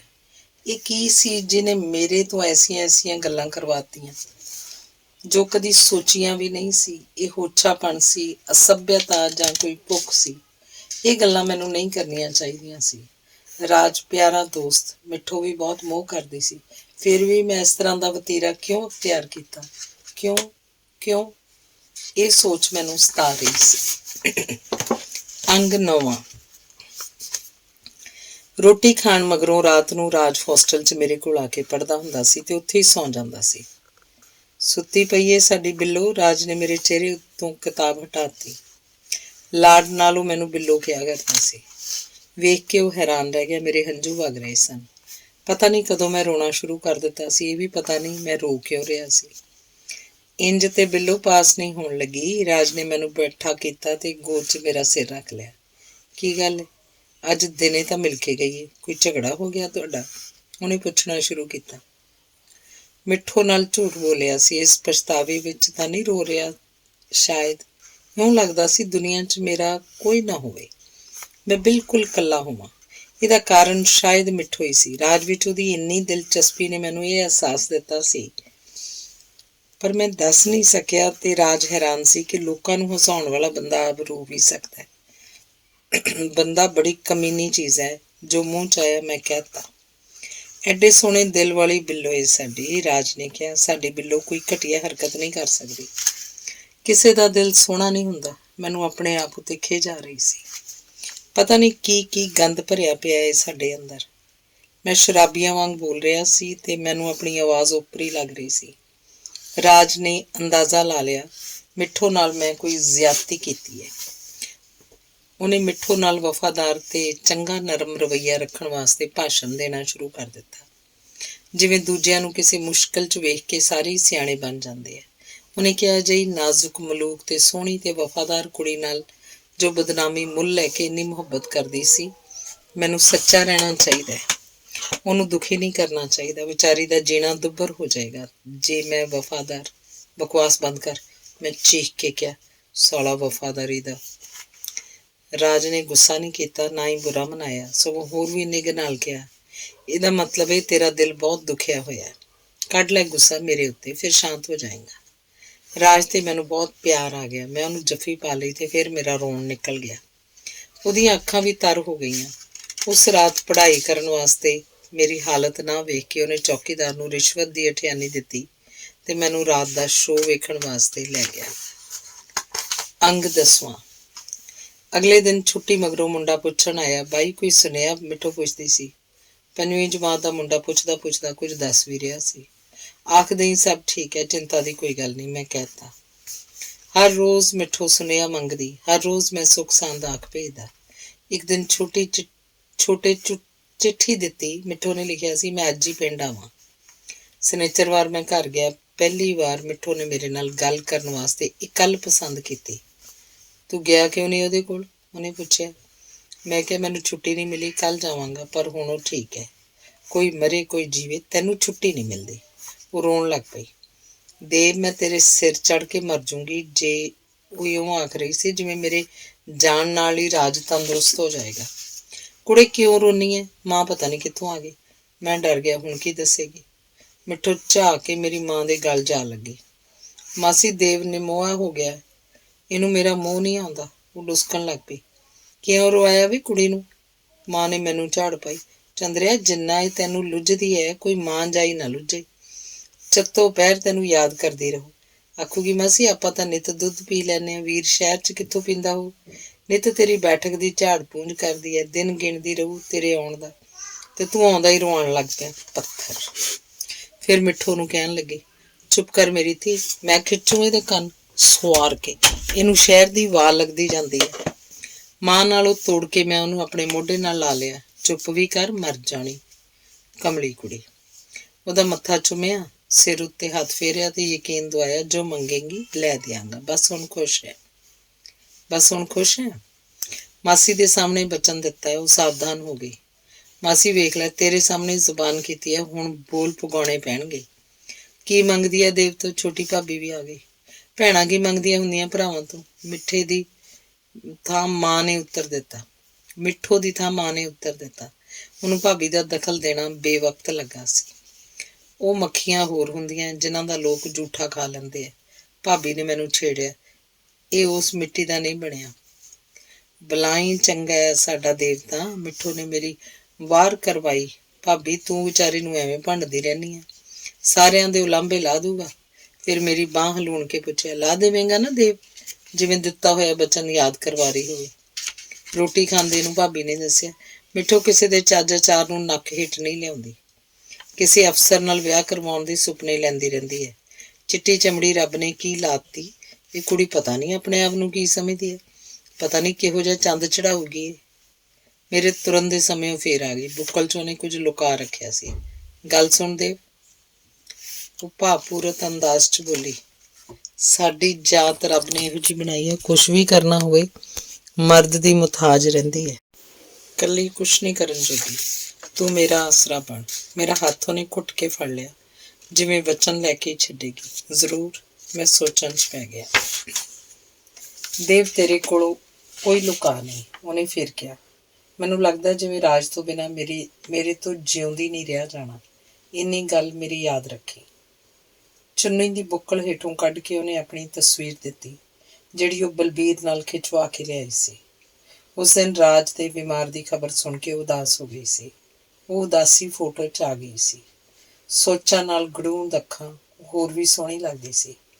ਕਿਸੇ ਤਰ੍ਹਾਂ ਉਹ ਰਾਜ ਨੂੰ ਆਪਣੇ ਦਿਲ ਦੀ ਗੱਲ ਦੱਸਣਾ ਚਾਹੁੰਦੀ ਸੀ। ਉਹਦੀ ਤਸਵੀਰ ਵੇਖ ਕੇ ਉਹਦੇ ਦਿਲ ਦੀ ਗੱਲ ਸਮਝ ਜਾਏਗਾ ਤੇ ਆਪਣੀ ਮਾਂ ਨੂੰ ਰਾਜ਼ੀ ਕਰ ਲਏਗਾ ਤੇ ਕੁਝ ਮੈਂ ਟੁੱਲ ਲਾ ਦਿਆਂਗਾ। ਇਹ ਤਸਵੀਰ ਉਹਨੇ ਰਾਜ ਵਾਸਤੇ ਦਿੱਤੀ ਸੀ। ਅੰਗ 11ਵਾਂ। ਰਾਜ ਬਹੁਤ ਪਿਆਰਾ ਦੋਸਤ ਸੀ। ਫਿਰ ਵੀ ਇੱਕ ਸੋਹਣੀ ਕੁੜੀ ਜੋ ਮੈਨੂੰ ਪਹਿਲਾਂ ਜਾਣਦੀ ਸੀ, ਉਹਨੂੰ ਪਹਿਲੇ ਤੇ ਮੈਨੂੰ ਦੂਜੇ ਨੰਬਰ ਉੱਤੇ ਰੱਖੇ। ਇਹ ਗੱਲ ਬਰਦਾਸ਼ਤ ਨਹੀਂ ਸੀ ਹੋ ਰਹੀ। ਇਸ ਕਰਕੇ ਮੈਂ ਸਾਰੇ ਝੂਠ ਬੋਲੇ ਸਨ। ਮਿੱਠੂ ਦੀ ਹਾਲਤ ਨੇ ਮੇਰੇ ਅੰਦਰ ਬੈਠੇ ਸ਼ੈਤਾਨ ਨੂੰ ਜਿੱਤ ਲਿਆ। ਮੈਨੂੰ ਆਪਣੇ ਵਤੀਰੇ ਦੀ ਸਮਝ ਆ ਗਈ ਤਾਂ ਮੈਂ ਇਰਾਦਾ ਬਣਾ ਲਿਆ ਰਾਜ ਨੂੰ ਸਾਰੀ ਗੱਲ ਦੱਸ ਕੇ ਉਹਨੂੰ ਤਿਆਰ ਕਰ ਲਵਾਂਗਾ। ਮੈਨੂੰ ਯਕੀਨ ਸੀ ਸੱਚ ਜਾਣ ਕੇ ਰਾਜ ਆਪ ਬਹੁਤ ਖੁਸ਼ ਹੋਏਗਾ ਤੇ ਮਿੱਠੂ ਨੂੰ ਪ੍ਰਾਪਤ ਕਰਨ ਵਾਸਤੇ ਵਿਆਕੁਲ ਹੋ ਉੱਠੇਗਾ। ਬਹੁਤ ਸੋਹਣੀ ਤੇ ਖੁਸ਼ ਜੋੜੀ ਉਹਨਾਂ ਦੀ ਬਣ ਜਾਏਗੀ। ਇਸ ਤਰ੍ਹਾਂ ਸੋਚ ਕੇ ਮੈਂ ਹਲਕਾ ਫੁਲਕਾ ਮਹਿਸੂਸ ਕਰ ਰਿਹਾ ਸਾਂ, ਜਿਵੇਂ ਪੁੰਨ ਦਾ ਕੰਮ ਕਰਨ ਮਗਰੋਂ ਕੋਈ ਕਰਦਾ ਹੈ, ਉੱਡੂ ਉੱਡੂ। ਮੇਰਾ ਟਾਂਗਾ ਤੁਰਿਆ, ਨਾਲ ਹੀ ਸੋਚਾਂ ਤੁਰ ਪਈਆਂ। ਖਿਆਲ ਆਇਆ ਮਿੱਠੂ ਆਪਣੇ ਭਵਿੱਖ ਬਾਰੇ ਬਹੁਤ ਸੋਚਦੀ ਹੈ। ਇਹਨਾਂ ਸੋਚਾਂ 'ਚੋਂ ਬਹੁਤ ਦੂਰ ਨਿਕਲ ਗਈ ਹੈ। ਇਹੀ ਕਾਰਨ ਹੈ ਉਹ ਸੂਖਮ ਢੰਗ ਨਾਲ ਗੱਲਾਂ ਸਮਝਣ ਲੱਗ ਪਈ ਹੈ। ਉਹਦੀ ਸੋਚ ਨੇ ਔਰਤ ਜ਼ਾਤ ਦੀ ਮਜਬੂਰੀ ਤੇ ਬੇਚਾਰਗੀ ਨੂੰ ਸਮਝ ਲਿਆ ਹੈ। ਹਰ ਮੋੜ ਉੱਤੇ ਔਰਤ ਨੂੰ ਮਰਦ ਦੀ ਲੋੜ ਦਾ ਅਹਿਸਾਸ ਹੋ ਗਿਆ। ਇਸ ਲਈ ਉਹਨੇ ਮੇਰਾ ਆਸਰਾ ਮੰਗਿਆ ਸੀ। ਮੈਨੂੰ ਉਹਦੇ ਉੱਤੇ ਤਰਸ ਆਉਣ ਲੱਗ ਪਿਆ। ਤਰਸ ਦੀ ਭਾਵਨਾ ਨੇ ਇੱਕ ਕਿਸਮ ਦਾ ਪਵਿੱਤਰ ਜਿਹਾ ਅਹਿਸਾਸ ਮੈਨੂੰ ਦਿੱਤਾ। ਮਨ 'ਚ ਧਾਰ ਲਿਆ ਮਿੱਠੂ ਦਾ ਸਹਾਰਾ ਜ਼ਰੂਰ ਬਣਾਂਗਾ। ਉਹ ਸੁਖੀ ਵਸੀ। ਹੋਰ ਬੰਦਾ ਬੰਦੇ ਵਾਸਤੇ ਕੀ ਕਰ ਸਕਦਾ ਹੈ? ਇਹ ਸੋਚਾਂ ਰਸਤੇ 'ਚ ਮੈਂ ਕਈ ਵਾਰ ਦੁਹਰਾਈਆਂ। ਸ਼ਹਿਰ ਦੀਆਂ ਇਮਾਰਤਾਂ ਨਜ਼ਰ ਆਉਣ ਲੱਗੀਆਂ ਤਾਂ ਮੇਰੇ ਅੰਦਰ ਬੈਠੇ ਆਦਮ ਨੇ ਫੇਰ ਸਿਰ ਚੁੱਕ ਲਿਆ ਤੇ ਇੱਕ ਸਵਾਲ ਮੈਂ ਆਪਣੇ ਆਪ ਤੋਂ ਪੁੱਛ ਲਿਆ, ਹੁਣ ਰਾਜ ਨੂੰ ਦੱਸੇਂਗਾ ਕਿਵੇਂ? ਤੇਰੀ ਗੱਲ ਦਾ ਇਤਬਾਰ ਉਹ ਕਰ ਲਏਗਾ? ਅਜਿਹਾ ਨਾ ਹੋਏ ਇੱਕ ਬਹੁਤ ਪਿਆਰੇ ਦੋਸਤ ਦੇ ਦਿਲ 'ਚ ਕੋਈ ਗਲਤਫਹਿਮੀ ਪੈਦਾ ਹੋ ਜਾਏ ਤੇ ਸਾਰੀ ਉਮਰ ਉਹਦੇ ਨਾਲ ਗੱਲ ਕਰਨ ਵਾਸਤੇ ਤਰਸ ਜਾਵੇ। ਜੇ ਮਿੱਠੂ ਉਸ ਦਿਨ ਸਕੂਲ ਨਾ ਆਈ ਹੁੰਦੀ, ਜੇ ਮੈਂ ਉਦੋਂ ਹੀ ਆਪਣੇ ਵਤੀਰੇ ਨੂੰ ਸਮਝ ਸਕਦਾ, ਉਹਨਾਂ ਦੀ ਉਸ ਦਿਨ ਮੁਲਾਕਾਤ ਕਰਵਾ ਦਿੰਦਾ। ਅੱਗੇ ਉਹਨਾਂ ਨੇ ਆਪ ਹੀ ਸਭ ਕੁਝ ਨਜਿੱਠ ਲੈਣਾ ਸੀ। ਜੇ ਤੇ ਜੇ। ਹੋਸਟਲ ਪੁੱਜ ਕੇ ਮਿੱਠੂ ਦੀ ਤਸਵੀਰ ਅਲਮਾਰੀ 'ਚ ਰੱਖ ਦਿੱਤੀ, ਇਹ ਸੋਚ ਕੇ ਕਿ ਕੋਈ ਸਹੀ ਮੌਕਾ ਲੱਭ ਕੇ ਰਾਜ ਨਾਲ ਗੱਲ ਕਰਾਂਗਾ ਤੇ ਤਸਵੀਰ ਦੇ ਦੇਵਾਂਗਾ। ਅਗਲੇ ਦਿਨ ਰਾਜ ਨੇ ਆਪ ਹੀ ਫੋਟੋ ਵੇਖ ਲਈ। ਮਿੱਠੂ ਨੂੰ ਬਹੁਤ ਸੋਹਣੀ ਲੱਗੀ। ਉਹਦੀਆਂ ਸਿਫਤਾਂ ਕਰਦਾ ਉਹ ਮੇਰੀ ਕਿਸਮਤ ਨਾਲ ਰਸ਼ ਕਰਨ ਲੱਗਾ। ਸਪਸ਼ਟ ਸ਼ਬਦਾਂ 'ਚ ਫੇਰ ਮੇਰੇ ਤੋਂ ਰੋਕਿਆ ਨਾ ਗਿਆ। ਸੋਹਣੀ ਲੱਗਦੀ ਹੈ ਤਾਂ ਤੂੰ ਲੈ ਜਾ, ਮੈਂ ਕਿਹਾ। ਸੋਹਣੀ ਚੀਜ਼ ਤਾਂ ਹਰ ਇੱਕ ਨੂੰ ਸੋਹਣੀ ਲੱਗਦੀ ਹੈ, ਹਰੇਕ ਨੂੰ ਦੇ ਦੇਵੇਂਗਾ। ਖਬਰੇ ਤਸਵੀਰ ਵਾਲੀ ਨੂੰ ਤੂੰ ਵੀ ਸੋਹਣਾ ਲੱਗ ਜਾਏ, ਮੈਂ ਕਿਹਾ। ਗੱਲਾਂ ਕਰਦਾ ਮੈਂ ਇਹ ਵੀ ਮਹਿਸੂਸ ਕਰ ਰਿਹਾ ਸਾਂ, ਗੱਲ ਕਰਨ ਦਾ ਇਹ ਤਰੀਕਾ ਠੀਕ ਨਹੀਂ, ਪਰ ਮੇਰੇ ਤੋਂ ਠੀਕ ਗੱਲ ਹੋ ਨਹੀਂ ਸੀ ਰਹੀ। ਸੋਹਣਾ ਤਾਂ ਕੋਈ ਇੱਕੋ ਵਾਰ ਲੱਗਦਾ ਹੈ, ਰਾਜ ਨੇ ਕਿਹਾ। ਜੋ ਲੱਗਣਾ ਸੀ ਲੱਗ ਚੁੱਕਿਆ। ਕੁੜੀ ਦਾ ਮਨ ਬੜਾ ਚੰਚਲ ਹੁੰਦਾ, ਮੈਂ ਕਿਹਾ। ਤੈਨੂੰ ਫਿਰ ਕੁੜੀਆਂ ਬਾਰੇ ਪਤਾ ਹੀ ਨਹੀਂ, ਉਹਨੇ ਮਾਹਿਰਾਂ ਵਾਂਗ ਕਿਹਾ। ਜਿੱਥੇ ਇੱਕ ਵਾਰ ਕੁੰਡੀ ਫਸਾ ਲੈਣ, ਮੁੜ ਨਹੀਂ ਨਿਕਲਣ ਦੀ ਸੋਚਦੀਆਂ। ਜਦ ਰਾਜ ਨੂੰ ਪਤਾ ਲੱਗਿਆ ਦਸਤਾਨੇ ਮਿੱਠੂ ਨੇ ਬੁਣੇ ਸਨ ਤਾਂ ਉਹਨੇ ਮੋੜ ਦਿੱਤੇ। ਬੜਾ ਪਾਪ ਹੋਇਆ ਮੇਰੇ ਕੋਲੋਂ, ਰੱਬਾ ਮਾਫ਼ ਕਰੇ। ਇੱਕ ਦਿਨ ਰਾਜ ਨੇ ਮੈਨੂੰ ਕਿਹਾ, ਦੇਵ, ਹਾਜ਼ਰੀ ਵੇਲੇ ਜਦ ਤੇਰਾ ਨਾਮ ਬੋਲਦਾ ਹੈ ਨਾ, ਦੇਵਰਾਜ, ਮੈਨੂੰ ਜਾਪਦਾ ਹੈ ਮੇਰਾ ਵੀ ਅੱਧਾ ਨਾਮ ਵਿੱਚ ਹੀ ਸ਼ਾਮਲ ਹੈ। ਫਿਰ ਮਿੱਠੇ ਦਾ ਨਾਮ ਬੋਲਣਾ ਚਾਹੀਦਾ ਹੈ, ਦੇਵਰਾਜ ਮਿੱਠੂ। ਹੁਣ ਉਹਦਾ ਬਹੁਤ ਹੱਕ ਬਣਦਾ ਹੈ ਤੇਰੇ ਉੱਤੇ, ਉਹਨੇ ਕਿਹਾ। ਇਹ ਬਕਵਾਸ ਤੈਨੂੰ ਕਦੋਂ ਤੋਂ ਸੁੱਝਣ ਲੱਗ ਪਈ? ਗੁੱਸਾ ਨਾ ਕਰ ਬਿੱਲੋ, ਉਹਨੇ ਬੱਚਿਆਂ ਵਾਂਗ ਮੂੰਹ ਬਣਾਇਆ। ਛਾਨੂੰ ਨਾ ਵੀ ਨਹੀਂ ਲੈਣ ਦੇਣਾ, ਤੇਲੇ ਪਿੱਛੋਂ ਛਾਡੀ ਵੀ ਕੁਛ ਲੱਗਦੀ ਹੈ। ਰਾਜ ਦੀਆਂ ਇਸ ਕਿਸਮ ਦੀਆਂ ਗੱਲਾਂ ਸੁਣ ਕੇ ਉਹਦੇ ਨਾਲ ਗੱਲ ਕਰਨ ਦਾ ਹੌਸਲਾ ਨਾ ਪੈਂਦਾ। ਪਰ ਜਦ ਮੈਂ ਇਕੱਲਾ ਹੁੰਦਾ ਲੱਗਦਾ ਇਹ ਗੱਲ ਹੀ ਕੀ ਹੈ। ਅੱਜ ਰਾਜ ਨਾਲ ਗੱਲ ਕਰਕੇ ਉਹਨੂੰ ਸਦਾ ਵਾਸਤੇ ਚੁੱਪ ਕਰਵਾ ਦਿਆਂਗਾ। ਪਰ ਉਹਦੇ ਸਾਹਮਣੇ ਜਾਂਦਿਆਂ ਹੀ ਇਹ ਗੱਲ ਮੈਨੂੰ ਪਹਾੜ ਜਾਪਣ ਲੱਗਦੀ ਤੇ ਮੈਂ ਕੁਝ ਨਾ ਕਹਿ ਸਕਦਾ। ਜਾਂ ਹੋ ਸਕਦਾ ਕਿਤੋਂ ਧੁਰ ਅੰਦਰੋਂ ਮੈਂ ਕਰਨਾ ਹੀ ਨਾ ਚਾਹੁੰਦਾ ਹੋਵਾਂ। ਅੰਗ 12ਵਾਂ। ਜਿਸ ਦਿਨ ਮੈਂ ਘਰ ਜਾਣ ਵਾਸਤੇ ਤਿਆਰ ਹੋਇਆ, ਰਾਜ ਵੀ ਨਾਲ ਤਿਆਰ ਹੋ ਗਿਆ। ਮੈਂ ਜਾਣ ਗਿਆ ਉਹ ਮਿੱਠੂ ਨੂੰ ਵੇਖਣ ਵਾਸਤੇ ਜਾ ਰਿਹਾ। ਮੈਨੂੰ ਖੁਸ਼ੀ ਹੋਈ ਕਿ ਬਹੁਤ ਕੁਝ ਮਿੱਠੂ ਦਾ ਵਤੀਰਾ ਹੀ ਦੱਸ ਦੇਗਾ ਤੇ ਗੱਲ ਕਰਨੀ ਸੌਖੀ ਹੋ ਜਾਏਗੀ। ਚੰਗਾ ਹੀ ਹੋਇਆ। ਮਿੱਠੂ ਨੂੰ ਰਾਜ ਦੇ ਆਉਣ ਦਾ ਪਤਾ ਲੱਗਿਆ ਤਾਂ ਉਹ ਸਾਵੀਂ ਨਾ ਰਹਿ ਸਕੀ। ਝੱਟੇ ਪੱਟੇ ਸਾਡੇ ਘਰ ਗੇੜਾ ਮਾਰ ਜਾਂਦੀ। ਪਰ ਬੈਠਕ ਚੌਣ ਤੋਂ ਅੰਤ ਸੰਗਦੀ ਉਹ ਸਾਡੇ ਕੋਲ ਆਈ ਗਈ। ਮੈਂ ਆਖਿਆ ਆਪ ਹੀ ਆ ਜਾਵਾਂ। ਦੇਵਤਾ ਆਵਾਜ਼ ਨਹੀਂ ਮਾਰਦਾ। ਉਹਦੀ ਆਵਾਜ਼ 4-5 ਸਾਲ ਦੀ ਗੁੱਡੀ ਵਰਗੀ ਸੀ। ਮੈਂ ਉਹਨੂੰ ਆਪਣੇ ਕੋਲ ਬਿਠਾ ਲਿਆ। ਇਹ ਹੈ ਰਾਜ, ਮੈਂ ਦੱਸਿਆ। ਅੱਖਾਂ ਨੀਵੀਆਂ ਪਾ ਕੇ ਉਹਨੇ ਹੱਥ ਜੋੜ ਦਿੱਤੇ ਤੇ ਉੱਠ ਕੇ ਸਾਡੀ ਤਸਵੀਰ ਪੂੰਝ ਦਿੱਤੀ। ਉਹਦੀ ਇਹ ਹਰਕਤ ਵੇਖ ਕੇ ਰਾਜ ਮੁਸਕਰਾ ਪਿਆ। ਉਹ ਸ਼ਰਮ ਨਾਲ ਲਾਲ ਹੋ ਗਈ। ਵਿੱਚ ਉਹ ਰਾਜ ਨੂੰ ਵੇਖ ਲੈਂਦੀ ਜਦ ਉਹ ਹੋਰ ਪਾਸੇ ਵੇਖ ਰਿਹਾ ਹੁੰਦਾ। ਕੀ ਕਰਦੀ ਹੁੰਨੀ ਆ ਅੱਜ ਕੱਲ੍ਹ? ਮੈਂ ਗੱਲ ਤੋਰਨ ਵਾਸਤੇ ਪੁੱਛਿਆ। ਪੜ੍ਹਦੀ ਹੁੰਨੀ ਆ, ਉਹਨੇ ਬੱਚੀ ਵਾਂਗ ਕਿਹਾ। ਫਿਰ ਮੇਰੇ ਕੰਨ 'ਚ, ਪਰ ਰਾਜ ਨੂੰ ਦੱਸਣ ਵਾਸਤੇ ਉਹਨੇ ਮੇਰੇ ਕੰਨ 'ਚ ਕਿਹਾ, ਮੈਂ ਅੰਗਰੇਜ਼ੀ ਵੀ ਸਿੱਖ ਲਈ। ਗੱਪ, ਮੈਂ ਐਵੇਂ ਹੀ ਆਖ ਦਿੱਤਾ। ਬਾਈ ਗਾਡ, ਉਹਨੇ ਸਬੂਤ ਦੇਣ ਵਾਸਤੇ ਕਿਹਾ ਤੇ ਆਪਣੀ ਗੱਲ ਤੇ ਆਪ ਹੀ ਸ਼ਰਮਾ ਕੇ ਬਾਹਰ ਚਲੀ ਗਈ।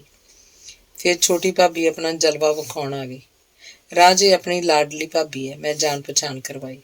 ਤਾਂ ਹੀ ਬਾਹਲੇ ਲਾਡ ਲਡਾਉਂਦਾ ਹੈ ਨਾ। ਉਹ ਸ਼ੁਰੂ ਹੋ ਗਈ। ਕਦੇ ਲੈ ਕੇ ਆਏ ਲਾਡਲੀ ਭਾਬੀ ਵਾਸਤੇ ਸ਼ਹਿਰੋਂ ਕੁਝ? ਬਾਹਾਂ ਲਮਕਾ ਕੇ ਆ ਵੜੂ। ਦਵਾਨੀ ਦੀ ਚੀਜ਼ ਨਹੀਂ ਸਰੀ ਕਦੇ ਕੰਜੂਸਾਂ ਦੇ ਪਿਓ ਤੋਂ। ਵੇ ਮੱਖੀ ਚੂਸਾ, ਪੈਸੇ ਸਾਤੋਂ ਲੈ ਲਿਆ ਕਰ। ਉਹ ਬੰਦ ਹੋਣ 'ਚ ਹੀ ਨਹੀਂ ਸੀ ਆ ਰਹੀ। ਤੁਹਾਡੇ ਕੋਲੋਂ ਹੀ ਤਾਂ ਲੈਣਾ, ਮੈਂ ਟੋਕ ਕੇ ਕਿਹਾ। ਤੇ ਫਿਰ ਮੇਰੀ ਗੱਲ ਫੜ ਕੇ ਸ਼ੁਰੂ ਹੋ ਗਈ। ਜਦੋਂ ਆਪਦੇ ਹੋਏ ਉਦੋਂ ਤੂੰ ਕੌਣ ਤੇ ਮੈਂ ਕੌਣ? ਫਿਰ ਤੇਰੇ ਤੋਂ ਬਗਾਨੇ ਵੀ ਨਹੀਂ ਖਰਚੇ ਜਾਂਦੇ, ਮਾੜੇ ਜਿਗਰੇ ਵਾਲੇ ਤੋਂ। ਗੱਲਾਂ 'ਚ ਉਹਨੇ ਮੈਨੂੰ ਕੱਚਾ ਕਰਤਾ। ਮੈਨੂੰ ਕੋਈ ਗੱਲ ਨਾ ਆਉਂਦੀ ਵੇਖ ਕੇ ਉਹਨੇ ਆਪ ਹੀ ਆਪਣੀਆਂ ਗੱਲਾਂ ਨੂੰ ਰੱਦ ਕਰਤਾ। ਹੱਸਦੇ ਆਂਦੇ, ਤੁਹਾਡੇ ਨਾਲੋਂ ਚੀਜ਼ਾਂ ਕੋਈ ਚੰਗੀਆਂ? ਅੱਖੀਂ ਦੀਂਦੇ ਰਹੋ, ਜਵਾਨੀਆਂ ਮਾਣੋ, ਵੱਡੀਆਂ ਕੁਰਸੀਆਂ ਤੇ ਬੈਠੋ, ਸਾਨੂੰ ਸਾਰਾ ਕੁਛ ਆ ਗਿਆ। ਅਸੀਂ ਚੁੱਪ ਕਰ ਗਏ। ਅੱਜ ਮਿੱਠੀ ਦੀ ਅੱਡੀ ਨਹੀਂ ਲੱਗਦੀ, ਭਾਬੀ ਨੇ ਪਤਾ ਨਹੀਂ ਕਿਉਂ ਕਿਹਾ। ਬਹੁਤ ਪਿਆਰੀ ਕੁੜੀ ਹੈ, ਮੈਂ ਤਾਰੀਫ ਕੀਤੀ। ਹਾਂ ਬਹੁਤ, ਰਾਜ ਨੇ ਰਮਜ਼ ਮਾਰੀ। ਭਾਬੀ ਬੋਲੀ, ਭਾਈ ਸੁਣੱਪ ਵੀ ਤਾਂ ਚੰਗਾ ਲੱਗਦਾ ਜੇ ਧੀ ਪੁੱਤ ਅੱਖ ਦੀ ਸ਼ਰਮ ਮੰਨੇ। ਇਹ ਕੁੜੀ ਤਾਂ ਅੱਖ 'ਚ ਪਾਈ ਨਹੀਂ ਰੜਕਦੀ। ਜਿਸ ਘਰੇ ਜਾਊਗੀ ਭਾਗ ਜਾਗ ਪੈਣਗੇ ਉਹਨਾਂ ਦੀ। ਐਡੀ ਸਚਿਆਰੀ ਕੁੜੀ। ਗੱਲ ਕਰਕੇ ਭਾਬੀ ਨੇ ਰਾਜ ਵੱਲ ਵੇਖਿਆ। ਮੈਂ ਸਮਝ ਗਿਆ ਉਹਨੂੰ ਮਿੱਠੂ ਵਾਸਤੇ ਰਾਜ ਪਸੰਦ ਆ ਗਿਆ ਸੀ। ਬਾਹਰ ਤਖਤੇ ਪਿੱਛੇ ਖੜੀ ਮਿੱਠੂ ਚੁੰਨੀ ਦੇ ਪੱਲੇ ਨੂੰ ਉਂਗਲ ਵੱਲ ਉੱਤੇ ਵਲ ਰਹੀ ਸੀ। ਜੋੜੀਆਂ ਤਾਂ ਭਾਈ ਕਿਤੇ ਕਿਤੇ ਬਣਦੀਆਂ। ਭਾਬੀ ਮਨ 'ਚੋਂ ਉਹਨਾਂ ਦੀ ਜੋੜੀ ਬਣਾਈ ਬੈਠੀ ਸੀ। ਬਾਕੀ ਤਾਂ ਨਰੜ ਹੁੰਦੇ ਆ, ਵੇਖਿਆ। ਤੇਰੀ ਜੋੜੀ ਤਾਂ ਠੀਕ ਬਣ ਗਈ, ਤੈਨੂੰ ਕਾਹਦਾ ਗਿਲਾ? ਮੈਂ ਉਹਨੂੰ ਛੇੜਿਆ। ਭਾਈ ਸਾਡਾ ਉੱਚਾ ਲੰਮਾ ਗੋਰਾ ਚਿੱਟਾ ਤੇ 2 ਬੰਦਿਆਂ ਵਰਗਾ। ਮੇਰੇ ਮੋਢੇ ਉੱਤੇ ਧੱਫਾ ਮਾਰ ਕੇ ਬੋਲੀ, ਬਾਜ਼ ਨਹੀਂ ਆਉਂਦਾ ਵਹਿਵਤਾਂ ਤੋਂ। ਤੇਰੇ ਖੱਚਰ ਪੌ ਕੱਢਣ ਵਾਲੀ ਆ ਜਾਂਦੀ ਹੈ, ਫਿਰ ਪੁੱਛੂਗੀ। ਉਹ ਤਾਂ ਰਾਜ ਕੁਝ ਕਹਿਣ ਲੱਗਾ ਸੀ, ਮੈਂ ਚੁੱਪ ਕਰਵਾਤਾ। ਵੀ ਕੋਈ ਭਾਲੀ ਬੈਠਾ ਹੈ? ਭਾਬੀ ਮੇਰੇ ਸਿਰ ਹੋ ਗਈ। ਨਹੀਂ, ਮੈਂ ਸਾਰਾ ਜ਼ੋਰ ਦੇ ਕੇ ਕਿਹਾ। ਹੈਗੀ ਆ ਭਾਬੀ ਜੀ, ਇਹ ਝੂਠ ਮਾਰਦਾ, ਰਾਜ ਨੇ ਕਿਹਾ। ਨਹੀਂ ਕੋਈ ਨਹੀਂ, ਮੈਂ ਰਾਜ ਨੂੰ ਅੱਖ ਮਾਰੀ। ਭਾਬੀ ਲਿਆ ਕੇ ਦੇਊਗੀ ਮੈਨੂੰ ਤਾਂ। ਵੇ ਤੂੰ ਹਾਂ ਕਰ, ਉਹਨੇ ਹਿੱਕ ਥਾਪੜ ਕੇ ਕਿਹਾ। ਜੇ 7 ਦਿਨਾਂ ਦੇ ਵਿੱਚ ਪਾਣੀ ਵਾਰ ਬੰਨੇ ਦੀ ਮਾਏ ਨਾ ਕਰਵਾਤਾ ਤਾਂ ਪਿਓ ਦੀ ਧੀ ਨਾ ਆਖੀ। ਗੱਲ ਬਦਲਣ ਵਾਸਤੇ ਮੈਂ ਕਿਹਾ, ਗੱਲਾਂ ਨਾਲ ਹੀ ਘਰ ਪੂਰਾ ਕਰੇਂਗੀ ਜਾਂ ਕੁਝ ਖਾਣ ਪੀਣ ਨੂੰ ਦੇਂਗੀ? ਜੋ ਬੱਤੀਆਂ ਦੰਦਾਂ 'ਚੋਂ ਮੰਗੀ। ਆਖੇ ਤਾਂ ਕੜਾਹ ਕਰ ਦਿਆਂ, ਖੀਰ ਬਣਾ ਦਿਆਂ, ਉਹਨੇ ਕਿਹਾ ਤੇ ਚਲੀ ਗਈ। ਰੋਟੀ ਤੋਂ ਪਹਿਲਾਂ ਮਿੱਠੂ ਚਾਹ ਲੈ ਕੇ ਆਈ। ਚਾਹ ਸਾਡੇ ਅੱਗੇ ਰੱਖ ਕੇ ਉਹ ਕਵਾਸੀ ਜੀ ਖੜੀ ਹੋ ਗਈ ਤੇ ਕੰਸ ਉੱਤੇ ਵਿਛੇ ਕੱਪੜੇ ਵਿੱਚ ਨਹੁੰ ਮਾਰਦੀ ਰਹੀ। ਉਹਨੂੰ ਕਈ ਵਾਰ ਚਾਹ ਪੀਣ ਵਾਸਤੇ ਕਿਹਾ, ਪਰ ਉਹ ਥਾਂ ਤੋਂ ਨਹੀਂ ਹਿੱਲੀ। ਖੜਾ ਹੋ ਕੇ ਉਹਦੇ ਮੂੰਹ ਆਪਣੇ ਵੱਲ ਕੀਤਾ। ਉਹਦੇ ਹੰਝੂ ਵਗ ਰਹੇ ਸੀ। ਕੀ ਗੱਲ, ਕਿਉਂ ਰੋਂਦੀ ਹੈ? ਮੈਂ ਪਿਆਰ ਨਾਲ ਪੁੱਛਿਆ। ਕਿਸੇ ਨੇ ਕੁਛ ਆਖਿਆ ਤੈਨੂੰ? ਉਹਨੇ ਨਾਂਹ 'ਚ ਸਿਰ ਹਿਲਾਤਾ। ਫਿਰ ਰੋਨੀ ਕਿਉਂ? ਪਤਾ ਨਹੀਂ ਲੱਗਦਾ। ਉਹਦੀ ਆਵਾਜ਼ ਜਜ਼ਬੇ ਨਾਲ ਰੁੱਝੀ, ਬਰੀਕ ਤੇ ਪਾਟੀ ਹੋਈ ਸੀ। ਪਤਾ ਨਹੀਂ ਲੱਗਦਾ ਪੀੜ ਕਿੱਥੇ ਹੁੰਦੀ ਹੈ। ਮੋਢੇ ਲਾ ਕੇ ਉਹਨੂੰ ਆਪਣੇ ਬਰਾਬਰ ਮੰਜੇ ਤੇ ਬਿਠਾ ਲਿਆ। ਰਾਜ ਕੀ ਆਖੂਗਾ? ਕਮਲੀ ਕੁੜੀ ਹੈ, ਇਹਦੇ ਨਾਲ ਗੱਲਾਂ ਕਰ। ਪਹਿਲੀ ਵਾਰ ਆਪਣੇ ਕੋਲ ਆਇਆ ਇਹ। ਮੈਂ ਕਿਹਾ। ਰਾਜ ਨੂੰ ਉਹ ਕਮਲੀ ਨਹੀਂ ਸੀ ਲੱਗਣੀ ਚਾਹੁੰਦੀ। ਉਹ ਗੱਲਾਂ ਕਰਨ ਲੱਗੀ। ਮਾਂ ਦਾ ਕੀ ਹਾਲ ਹੈ? ਉਹਨੇ ਰਾਜ ਨੂੰ ਪੁੱਛਿਆ। ਠੀਕ ਹੈ, ਮਿਣਵਾ ਉੱਤਰ ਸੀ। ਤੇ ਤੁਹਾਡਾ ਹੁਣ ਕੀ ਹਾਲ ਹੈ? ਮੈਂ ਤਾਂ ਸਾਹਮਣੇ ਬੈਠਾ ਵਾਂ ਵਨ ਪੀਸ, ਰਾਜ ਨੇ ਰੁੱਖਾ ਉੱਤਰ ਦਿੱਤਾ। ਇਸ ਤਰ੍ਹਾਂ ਕਰਕੇ ਉਹ ਮੇਰਾ ਲਿਹਾਜ਼ ਕਰ ਰਿਹਾ ਸੀ, ਮੈਨੂੰ ਦੱਸਣਾ ਚਾਹੁੰਦਾ ਸੀ ਤੇਰੀ ਚੀਜ਼ 'ਚ ਮੈਨੂੰ ਕੋਈ ਦਿਲਚਸਪੀ ਨਹੀਂ। ਉਹ ਚੁੱਪ ਹੋ ਗਈ। ਭਾਬੀ ਨੇ ਰਸੋਈ 'ਚੋਂ ਮਿੱਠੂ ਨੂੰ ਆਵਾਜ਼ ਦਿੱਤੀ ਤੇ ਉਹ ਸਾਵਧਾਨ ਹੋ ਕੇ ਚਲੀ ਗਈ। ਮੇਰੀ ਜਾਨ 'ਚ ਜਾਨ ਆਈ। ਡਰਦਾ ਸਾਂ ਕਿਤੇ ਉਹ ਰਾਜ ਨੂੰ ਉਹਦੀ ਬਿਮਾਰੀ ਬਾਰੇ ਸਿੱਧਾ ਪੁੱਛ ਲੈਂਦੀ ਹੋਏ। ਰੋਟੀ ਖਾਣ ਵੇਲੇ ਭਾਬੀ ਇੱਕ ਵਾਰੀ ਦੱਸਣ ਆਈ ਕਿ ਖੀਰ ਮਿੱਠੂ ਨੇ ਬਣਾਈ ਸੀ। ਖੀਰ 'ਚ ਸੁੱਕੇ ਮੇਵੇ ਵਾਧੂ ਪਾਏ ਸਨ ਤੇ ਘਿਓ ਤਰੋ ਤਰੀ ਦਿਸਦਾ ਸੀ। ਰੋਟੀ ਮਿੱਠੂ ਨੇ ਨੱਠ ਨੱਠ ਕੇ ਖਵਾਈ। ਰਾਜ ਉਹਦੇ ਤੋਂ ਕੋਈ ਚੀਜ਼ ਮੰਗਦਾ ਖੁਸ਼ ਹੋ ਜਾਂਦੀ, ਤੁਰੰਤ ਹੁਕਮ ਦੀ ਪਾਲਣਾ ਕਰਦੀ। ਤੁਰਨ ਤੋਂ ਪਹਿਲਾਂ ਉਹਨੇ ਪੁੱਛਿਆ, ਸਵੈਟਰ ਉਣਦੇ ਆ? ਮੈਂ ਕਿਹਾ 2 ਇੱਕੋ ਜਿਹੇ। ਉਹਨੂੰ ਚਾਅ ਚੜ੍ਹ ਗਿਆ ਤੇ ਮੈਨੂੰ ਬਾਹਰ ਆਉਣ ਵਾਸਤੇ ਕਿਹਾ। ਮੈਂ ਉਹਦੇ ਪਿੱਛੇ ਪਿੱਛੇ ਚਲਾ ਗਿਆ। ਦੇਵ ਹੁਣ ਗੱਲ ਚਲਾਈ। ਵਿਹੜੇ 'ਚ ਰੁਕ ਕੇ ਉਹਨੇ ਕਿਹਾ। ਉਹ ਸਮਝਦੀ ਸੀ ਰਾਜ ਨੇ ਉਹਨੂੰ ਵੇਖ ਲਿਆ ਤੇ ਹੁਣ ਗੱਲ ਆਸਾਨ ਹੋ ਜਾਏਗੀ। ਚੰਗਾ, ਮੈਂ ਕਹਿ ਤਾ। ਉਹਦੀ ਮਾਂ ਨਾਲ ਗੱਲ ਕਰ ਲਏਗਾ ਕਿ ਮਾਸੀ ਨੂੰ ਜਾਣਾ ਪਊ? ਉਹਨੇ ਪੁੱਛਿਆ। ਪਹਿਲਾਂ ਮੈਂ ਕਰ ਲਵਾਂ, ਜੇ ਲੋੜ ਪਈ ਤਾਂ। ਦੇਵ ਬਾਪੂ ਪਿੰਡਾਂ ਦਾ ਮਾਲਕ ਤਾਂ ਹੈ ਨਹੀਂ ਵੀ ਮੇਰੇ ਆਖੇ ਲੱਗ ਕੇ ਕਾਰ ਦੇ ਦਊਗਾ। ਉਹਨੇ ਤਰਲਾ ਜਿਹਾ ਕੀਤਾ। ਤੂੰ ਆਪਣੇ ਦੋਸਤ ਨੂੰ ਆਖ, ਕਾਰਾਂ ਬੰਦਿਆਂ ਨਾਲੋਂ ਚੰਗੀਆਂ ਨਹੀਂ ਹੁੰਦੀਆਂ। ਕਾਰਾਂ ਕੂਰਾਂ ਉਹਨੂੰ ਸਭ ਭੁੱਲ ਜਾਣਗੀਆਂ। ਉਹ ਕਹਿਣਾ ਚਾਹੁੰਦੀ ਸੀ ਤੇਰੇ ਦੋਸਤ ਨੂੰ ਇੰਨਾ ਸੁੱਖ ਦਿਆਂਗੀ ਕਿ ਉਹ ਸਭ ਕੁਝ ਭੁੱਲ ਜਾਏਗਾ। ਉਹਨੇ ਇੱਕ ਸੁਝਾਅ ਦਿੱਤਾ, ਜੇ ਰਾਜ ਇਨਕਾਰ ਕਰੇ ਤਾਂ ਮੈਂ ਉਹਦੇ ਨਾਲ ਰੁੱਸ ਜਾਣ ਦੀ ਧਮਕੀ ਦੇਵਾਂ। ਇਹ ਵੀ ਆਖ ਦਿਆਂ ਕਿ ਸਾਰੀ ਉਮਰ ਮੈਂ ਉਹਦੇ ਨਾਲ ਕਲਾਮ ਨਹੀਂ ਕਰਨੀ। ਫਿਰ ਮੈਨੂੰ ਕਦੋਂ ਪਤਾ ਦੇਂਗਾ? ਉਹਨੇ ਪੁੱਛਿਆ। ਤੈਨੂੰ ਕਾਹਲ ਕਿਸ ਗੱਲ ਦੀ ਹੈ? ਮੈਨੂੰ ਗੱਲ ਟਾਲਣ ਦਾ ਬਹਾਨਾ ਸੁੱਝ ਪਿਆ। ਇਮਤਿਹਾਨ ਤੋਂ ਬਾਅਦ ਸਾਰੀ ਗੱਲ ਕਰਾਂਗੇ। ਮੈਂ ਉਹਨੂੰ ਦੱਸਿਆ, ਜੇ ਇਸ ਮਾਮਲੇ ਨੂੰ ਲੈ ਕੇ ਰਾਜ ਦੀ ਮਾਂ ਨਾਲ ਝਗੜਾ ਹੋ ਗਿਆ ਤਾਂ ਰਾਜ ਤੋਂ ਚੰਗੀ ਤਰ੍ਹਾਂ ਤਿਆਰੀ ਨਹੀਂ ਕੀਤੀ ਜਾਣੀ, ਇਸ ਲਈ ਉਹ ਕੁਝ ਮਹੀਨੇ ਸਬਰ ਕਰ ਲਏ। ਦੇਵ, ਇਹ ਨਾ ਸੋਚੀ ਮੈਨੂੰ ਬਹੁਤ ਕਾਹਲ ਹੈਗੀ। ਬੰਦੇ ਤੋਂ ਬਿਨਾਂ ਮੇਰੇ ਤੋਂ ਰਿਹਾ ਨਹੀਂ ਜਾਂਦਾ। ਸਬਰ ਤਾਂ ਮੈਂ ਬਥੇਰਾ ਕਰ ਲੂੰਗੀ, ਡਰਦੀ ਹਾਂ। ਉਹਨੇ ਆਪਣਾ ਡਰ ਦੱਸਿਆ। ਜੋ ਵੀ ਰਿਸ਼ਤੇਦਾਰ ਉਹਨੂੰ ਵੇਖਦਾ ਸੀ ਉਹੀ ਰਿਸ਼ਤਾ ਮੰਗ ਲੈਂਦਾ ਸੀ। ਇੱਕ ਵਾਰੀ ਉਹਦੀ ਭੂਆ ਦੀ ਨਨਾਣ ਆਈ। ਉਹਨੇ ਆਪਣੇ ਮਝੇਰੂ ਵਰਗੇ ਪੁੱਤ ਵਾਸਤੇ ਉਹਦਾ ਰਿਸ਼ਤਾ ਮੂੰਹ ਪਾੜ ਕੇ ਮੰਗ ਲਿਆ। ਉਹਨੂੰ ਉੱਕਾ ਸ਼ਰਮ ਆਈ। ਮੁੰਡੇ ਦੀ ਬੂਥੀ ਬਿੱਜੂ ਵਰਗੀ ਸੀ, ਦੰਦ ਪੀਲਕ ਮਾਰੇ ਤੇ ਕਾਲਾ ਕੱਟਾ ਰੰਗ, ਰਿੱਛ ਜਿਹਾ ਲੱਗਦਾ ਸੀ। ਉਹ ਪੁੱਤ ਜੰਮਣ ਬੈਠੀ ਸੀ। ਮਿੱਠੂ ਉਹਦਾ ਹੁਲੀਆ ਦੱਸ ਰਹੀ ਸੀ ਕਿ ਮੇਰਾ ਹਾਸਾ ਨਿਕਲ ਗਿਆ। ਦੇਵੇ, ਹੱਸਣ ਵਾਲੀ ਗੱਲ ਨਹੀਂ। ਉਹਨੇ ਚਿੰਤਾ ਕਰਨ ਵਾਂਗ ਕਿਹਾ, ਜੇ ਕਿਸੇ ਜ਼ੋਰ ਵਾਲੇ ਨੇ ਰਿਸ਼ਤਾ ਮੰਗ ਲਿਆ ਜਿਹਦਾ ਆਖਿਆ ਘਰ ਵਾਲੇ ਮੋੜ ਨਾ ਸਕੇ ਫਿਰ? ਮਿੱਠੂ ਦਾ ਡਰ ਸੱਚਾ ਸੀ। ਉਹ ਇੰਨੀ ਸੋਹਣੀ ਨਿਕਲ ਆਈ ਸੀ ਕਿ ਹਰ ਕੋਈ ਲਲਚਾ ਜਾਂਦਾ ਸੀ। ਉਹਦੀ ਮਾਂ ਉਹਨੂੰ ਮੈਲੇ ਤੇ ਪਾਟੇ ਪੁਰਾਣੇ ਕੱਪੜਿਆਂ 'ਚ ਲੁਕਾ ਰੱਖਦੀ ਸੀ। ਰਾਜ ਤੇਰਾ ਦੋਸਤ ਹੈ, ਉਹਨੇ ਫੇਰ ਕਹਿਣਾ ਸ਼ੁਰੂ ਕੀਤਾ। ਬਹੁਤ ਪਿਆਰ ਹੈ ਤੁਹਾਡਾ। ਜਦੋਂ ਆਪਾਂ ਚਾਰੇ ਇਕੱਠੇ ਹੋਇਆ ਕਰਾਂਗੇ ਕਿੰਨਾ ਚੰਗਾ ਲੱਗਿਆ ਕਰੂ। ਆਪਾਂ ਗੱਲਾਂ ਕਰ ਕਰ ਹੱਸੀ ਜਾਇਆ ਕਰਾਂਗੇ। ਸਾਰੀ ਉਮਰ ਜਵਾਕ ਰਹਾਂਗੇ ਆਪਾਂ ਚਾਰੇ। ਸੱਚੀ ਇਉਂ ਲੱਗਦਾ ਜਿਵੇਂ ਮੁਹੱਬਤੀ ਲੋਕਾਂ ਵਿੱਚ ਰਹਿ ਕੇ ਬੰਦਾ ਬੁੱਢਾ ਹੀ ਨਾ ਹੋਵੇ। ਚੌਥਾ ਕੌਣ? ਤੇਰੀ ਉਹ? ਉਹਨੇ ਹੱਸ ਕੇ ਕਿਹਾ। ਦੇਵ, ਮੈਂ ਉਹਨੂੰ ਭਾਬੀ ਨਹੀਂ ਆਖਣਾ। ਮੋਹ ਦਾ ਤੇਰੇ ਨਾਲੋਂ ਵੀ ਬਾਹਲਾ ਕਰਿਆ ਕਰੂ। ਅਸੀਂ ਆਪਣੇ ਨਵੇਂ ਰਿਸ਼ਤੇ ਬਣਾਵਾਂਗੇ। ਚਾਰੇ ਇੱਕ ਦੂਜੇ ਦੇ ਦੋਸਤ। ਬੜਾ ਸਵਾਦ ਆਇਆ ਕਰੂ। ਸਾਡੇ ਸਾਰੇ ਰਿਸ਼ਤੇਦਾਰ ਸੜੇ ਹੋਏ ਮਣ ਕ੍ਰੋਧ ਬੰਨੀ ਫਿਰਦੇ ਆ। ਵਿੰਦਾ ਨਹੀਂ, ਵੱਡੀ ਦਾ ਪ੍ਰਾਹੁਣਾ ਕਿਵੇਂ ਬਾਪੂ ਨੂੰ ਦੁਖੀ ਕਰਦਾ ਹੈ। ਸਿੱਧੇ ਮੂੰਹ ਕਿਸੇ ਨਾਲ ਗੱਲ ਨਹੀਂ ਕਰਦਾ। ਨਾਸਾਂ 'ਚੋਂ ਹਰ ਵੇਲੇ ਠੂੰਵੇਂ ਡਿੱਗਦੇ ਰਹਿੰਦੇ ਆ। ਕਿੰਨੀ ਦੂਰ ਤੱਕ ਸੋਚਣ ਲੱਗ ਪਈ ਸੀ ਉਹ। ਮੈਨੂੰ ਹੈਰਾਨੀ ਹੋਈ, ਜਿਵੇਂ 2-4 ਪਾਠ ਪੁਸਤਕਾਂ ਪੜ੍ਹ ਕੇ ਸੋਚਣਾ ਮੇਰੇ ਵਰਗਿਆਂ ਦੀ ਹਜ਼ਾਰੇਦਾਰੀ ਹੋਵੇ। ਅੰਗ 13ਵਾਂ। ਹਾਕੀ, ਸਿਨੇਮਾ ਸਭ ਕੁਝ ਵਿਸਾਰ ਕੇ ਅਸੀਂ ਇਮਤਿਹਾਨ ਦੀ ਤਿਆਰੀ 'ਚ ਰੁੱਝ ਗਏ। ਸਕੂਲ 'ਚ ਅਸੀਂ ਇੱਕੋ ਬੈਂਚ 'ਤੇ ਬੈਠਦੇ, ਰਾਤ ਨੂੰ ਹੋਸਟਲ 'ਚ ਇਕੱਠੇ ਪੜ੍ਹਦੇ। ਰਾਜ ਕਦੇ ਮਿੱਠੂ ਦੀ ਗੱਲ ਕਰਕੇ ਮੈਨੂੰ ਛੇੜਦਾ ਤੇ ਮੈਂ ਉਹਨੂੰ ਚੁੱਪ ਕਰਵਾ ਦਿੰਦਾ। ਮਿੱਠੂ ਦਾ ਜ਼ਿਕਰ ਹੁੰਦਾ ਮੇਰੇ ਅੰਦਰ ਕੁਝ ਚੁਭਣ ਲੱਗਦਾ, ਪਰ ਜਦ ਮੈਂ ਇਕੱਲਾ ਹੁੰਦਾ ਮੈਨੂੰ ਉਹਦਾ ਹੀ ਖਿਆਲ ਆਉਂਦਾ ਰਹਿੰਦਾ।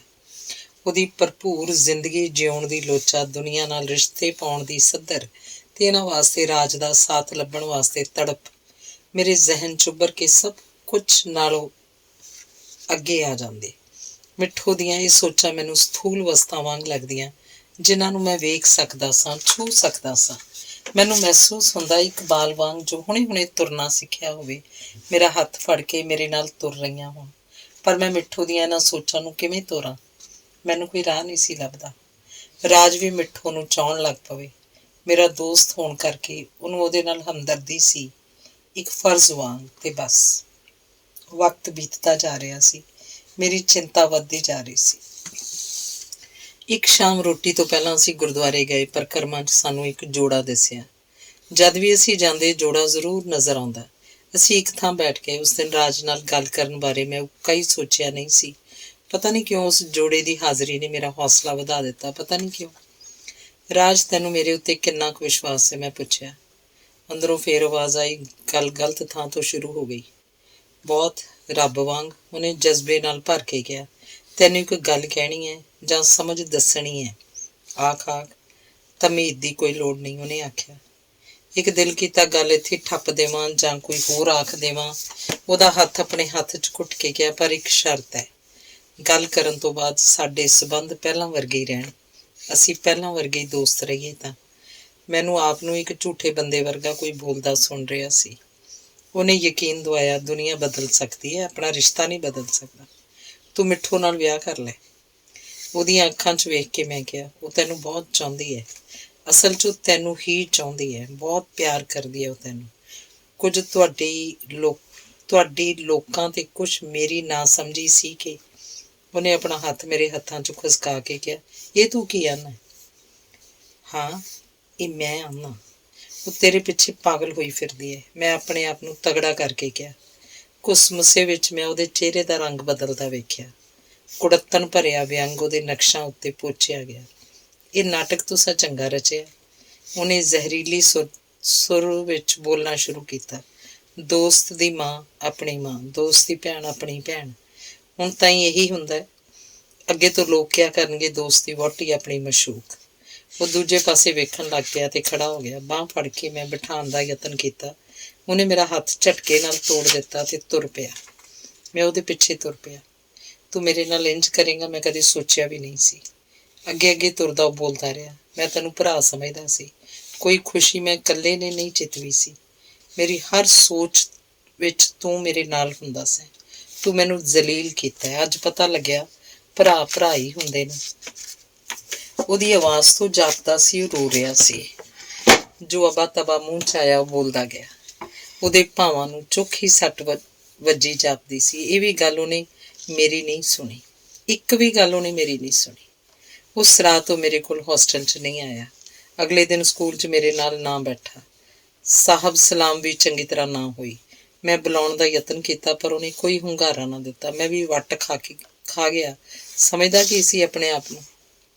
2 ਦਿਨਾਂ ਵਿੱਚ ਹੀ ਸਾਰਿਆਂ ਨੂੰ ਸਾਡੇ ਮਨ ਮੁਟਾਵ ਦਾ ਪਤਾ ਚੱਲ ਗਿਆ। ਸਾਰੇ ਦੋਸਤਾਂ ਨੇ ਕੋਲ ਬਿਠਾ ਕੇ ਕਾਰਨ ਪੁੱਛਿਆ। ਨਾ ਉਹਨੇ ਦੱਸਿਆ, ਨਾ ਮੈਂ। ਮਿੱਤਰਾਂ ਨੇ ਕਿਹਾ, ਜੋ ਵੀ ਗੱਲ ਹੋਈ ਹੋਵੇ, ਕਸੂਰ ਕਿਸੇ ਦਾ ਵੀ ਰਿਹਾ ਹੋਵੇ, ਅਸੀਂ ਸਭ ਕੁਝ ਭੁਲਾ ਕੇ ਇੱਕ ਦੂਜੇ ਨੂੰ ਮਾਫ਼ ਕਰਕੇ ਸੁਲ੍ਹਾ ਕਰ ਲਈਏ। ਰਾਜ ਨੇ ਕਿਹਾ, ਸੁਲ੍ਹਾ ਹੀ ਸੁਲ੍ਹਾ। ਫਿਰ ਮੈਨੂੰ ਪੁੱਛਿਆ। ਮੈਂ ਵੀ ਦੁਹਰਾ ਦਿੱਤਾ, ਸੁਲ੍ਹਾ ਹੀ ਹੈ। ਫੜ ਕੇ ਸਾਡੇ ਹੱਥ ਮਿਲਵਾ ਦਿੱਤੇ ਗਏ, ਪਰ ਅੰਦਰ ਸਾਫ਼ ਨਾ ਹੋਏ। ਆਪਣੀ ਸਫਾਈ 'ਚ ਮੈਂ ਰਾਜ ਨੂੰ ਇੱਕ ਲੰਮੀ ਚਿੱਠੀ ਲਿਖੀ। ਅਲਫ ਤੋਂ ਯੇ ਤੱਕ ਸਾਰਾ ਕਿੱਸਾ ਖੋਲ੍ਹ ਕੇ ਲਿਖ ਦਿੱਤਾ। ਮਿੱਠੂ ਤੇ ਆਪਣੇ ਰਿਸ਼ਤੇ ਬਾਰੇ ਵੀ ਸਪਸ਼ਟ ਕਰ ਦਿੱਤਾ। ਵਿੱਚ ਵਿੱਚ ਆਪਣੇ ਆਪ ਨੂੰ ਬੇਸਮਝ ਹੋਛਾ ਤੇ ਇੱਥੋਂ ਤੱਕ ਇੱਕ ਕਮੀਨਾ ਵੀ ਲਿਖ ਦਿੱਤਾ। ਚਿੱਠੀ ਉਹਦੀ ਕਿਤਾਬ 'ਚ ਰੱਖ ਦਿੱਤੀ। ਮੈਂ ਉਹਨੂੰ ਕਿਤਾਬ 'ਚੋਂ ਚਿੱਠੀ ਕੱਢਦੇ ਤੇ ਬਾਹਰ ਸ਼ਰੀਂ ਹੇਠ ਜਾ ਕੇ ਪੜ੍ਹਦੇ ਨੂੰ ਵੇਖ ਲਿਆ। ਮੇਰਾ ਦਿਲ ਉਤਸੁਕਤਾ ਨਾਲ ਧੜਕ ਰਿਹਾ ਸੀ। ਚਿੱਠੀ ਪੜ੍ਹ ਕੇ ਉਹ ਮੇਰੇ ਕੋਲ ਨੱਠਿਆ ਆਏਗਾ ਤੇ ਮੈਨੂੰ ਕਲਾਵੇ 'ਚ ਲੈ ਕੇ ਮੇਰੇ ਤੋਂ ਮਾਫੀਆਂ ਮੰਗੇਗਾ। ਖਿਆਲ ਸੀ, ਆਪਣੇ ਆਪ ਨੂੰ ਗਾਲਾਂ ਦੇ ਕੇ ਜੋ ਇਕਬਾਲ ਮੈਂ ਕੀਤਾ ਸੀ ਉਹਦਾ ਜ਼ਰੂਰ ਅਸਰ ਹੋਏਗਾ। ਪੜ੍ਹ ਕੇ ਉਹਨੇ ਹੱਥ ਪਾੜ ਦਿੱਤਾ ਤੇ ਅਲੀਅਰ ਦੀ ਵਾੜ ਪਿੱਛੇ ਜਾ ਬੈਠਾ। ਕਿਸੇ ਨੇ ਦੱਸਿਆ ਬੈਠਾ ਉਹ ਰੋ ਰਿਹਾ ਸੀ। ਅੱਧੀ ਛੁੱਟੀ ਹੋਈ ਤਾਂ ਉਹ ਘਰ ਚਲਾ ਗਿਆ। ਅਗਲੇ ਦਿਨ ਉਹ ਸਕੂਲ ਨਹੀਂ ਆਇਆ। ਫਿਰ ਉਸ ਤੋਂ ਅਗਲੇਰੇ ਦਿਨ ਵੀ ਨਾ ਆਇਆ। ਮੈਂ ਡਰ ਗਿਆ। ਫਿਰ ਪਤਾ ਲੱਗਾ ਉਹ ਘਰੋਂ ਵਕਤ ਤੇ ਚੱਲ ਪੈਂਦਾ ਹੈ। ਵਾਟਰ ਵਰਕਸ ਦੀ ਪਾਰਕ 'ਚ ਬੈਠ ਕੇ ਪੜ੍ਹਦਾ ਰਹਿੰਦਾ ਹੈ ਤੇ ਛੁੱਟੀ ਸਮੇਂ ਘਰ ਚਲਾ ਜਾਂਦਾ ਹੈ। ਦੁਪਹਿਰ ਵੇਲੇ ਮੈਂ ਉਹਨਾਂ ਦੇ ਘਰ ਚਲਾ ਗਿਆ। ਉਹਦੀ ਮਾਂ ਤੇ ਦਾਦੀ ਘਰ ਸਨ। ਮਾਂ ਨੇ ਦੱਸਿਆ, ਰਾਜ ਗੁੰਮਸੁੰਮ ਤੇ ਉਖੜਿਆ ਰਹਿੰਦਾ ਸੀ। ਪੜ੍ਹਨ 'ਚ ਉਹਦਾ ਮਨ ਨਹੀਂ ਲੱਗਦਾ ਤੇ ਸੁੱਤਾ ਪਿਆ ਬਰੜਾਉਂਦਾ ਰਹਿੰਦਾ ਤੇ ਪੁੱਛਣ ਤੇ ਕੁਝ ਨਹੀਂ ਦੱਸਦਾ। ਕੋਈ ਤੇਰੇ ਨਾਲ ਝਗੜਾ ਹੋਇਆ? ਮਾਂ ਨੇ ਪੁੱਛਿਆ। ਰਾਤੀ ਤੇਰੇ ਵੱਲ ਵੀ ਨਹੀਂ ਜਾਂਦਾ? ਮੈਂ ਦੱਸ ਦਿੱਤਾ। ਰਾਜ ਮੇਰੇ ਨਾਲ ਬੋਲਦਾ ਨਹੀਂ। ਮੇਰਾ ਕਸੂਰ ਕੀ ਹੈ ਇਹ ਵੀ ਨਹੀਂ ਦੱਸਦਾ। ਅਸਲੀ ਗੱਲ ਮੈਂ ਲੁਕਾ ਲਈ। ਲੁਕਾਣੀ ਠੀਕ ਸੀ। ਅੰਮਾ, ਮੇਰਾ ਇੱਕ ਸੁਨੇਹਾ ਉਹਨੂੰ ਦੇ ਦੇਈਂ, ਮੈਂ ਰਾਜ ਦੀ ਮਾਂ ਨੂੰ ਕਿਹਾ। ਦੱਸ ਪੁੱਤਰ। ਜੇ ਅੱਜ ਰਾਤ ਉਹ ਹੋਸਟਲ ਨਾ ਆਇਆ ਤਾਂ ਕੱਲ੍ਹ ਨੂੰ ਸਰੋਵਰ 'ਚ ਮੈਨੂੰ ਤਰਦਾ ਲੱਭੇਗਾ। ਆਖ ਕੇ ਮੈਂ ਤੁਰ ਪਿਆ। ਅੰਮਾ ਆਵਾਜ਼ਾਂ ਮਾਰਦੀ ਰਹੀ, ਕਾਕਾ ਗੱਲ ਤੇ ਸੁਣ। ਪੁੱਤਰ ਰੁਕੇ ਵੀ ਨਾ। ਪਤਾ ਨਹੀਂ ਇਹਨਾਂ ਛੋਕਰਿਆਂ ਨੂੰ ਕੀ ਹੋ ਗਿਆ। ਅੰਗ 14। ਸਭ ਲੋਕ ਮੈਸ 'ਚ ਰੋਟੀ ਖਾਣ ਵਾਸਤੇ ਚਲੇ ਗਏ ਸਨ। ਡਾਰਮੈਟਰੀ 'ਚ ਮੈਂ ਇਕੱਲਾ ਪਿਆ ਰਾਜ ਦੀ ਉਡੀਕ ਕਰ ਰਿਹਾ ਸਾਂ। ਰੋਟੀ ਖਾ ਲਈ? ਕਿਸੇ ਨੇ ਮੇਰੇ ਚਿਹਰੇ ਤੋਂ ਰਜਾਈ ਲਾਤੀ। ਰਾਜ ਆ ਗਿਆ ਸੀ। ਤੈਨੂੰ ਕਿਸੇ ਦੀ ਰੋਟੀ ਨਾਲ ਕੀ? ਮੈਂ ਫੇਰ ਰਜਾਈ ਉੱਤੇ ਖਿੱਚ ਲਈ। ਇਹ ਰੰਨਾਂ ਵਾਲੇ ਖੇਖਣ ਮੈਂ ਚੰਗੀ ਤਰ੍ਹਾਂ ਸਮਝਦਾ ਵਾਂ। ਉਹਨੇ ਕਿਹਾ, ਉੱਠ ਕੇ ਬੰਦਿਆਂ ਵਾਂਗ ਰੋਟੀ ਖਾ।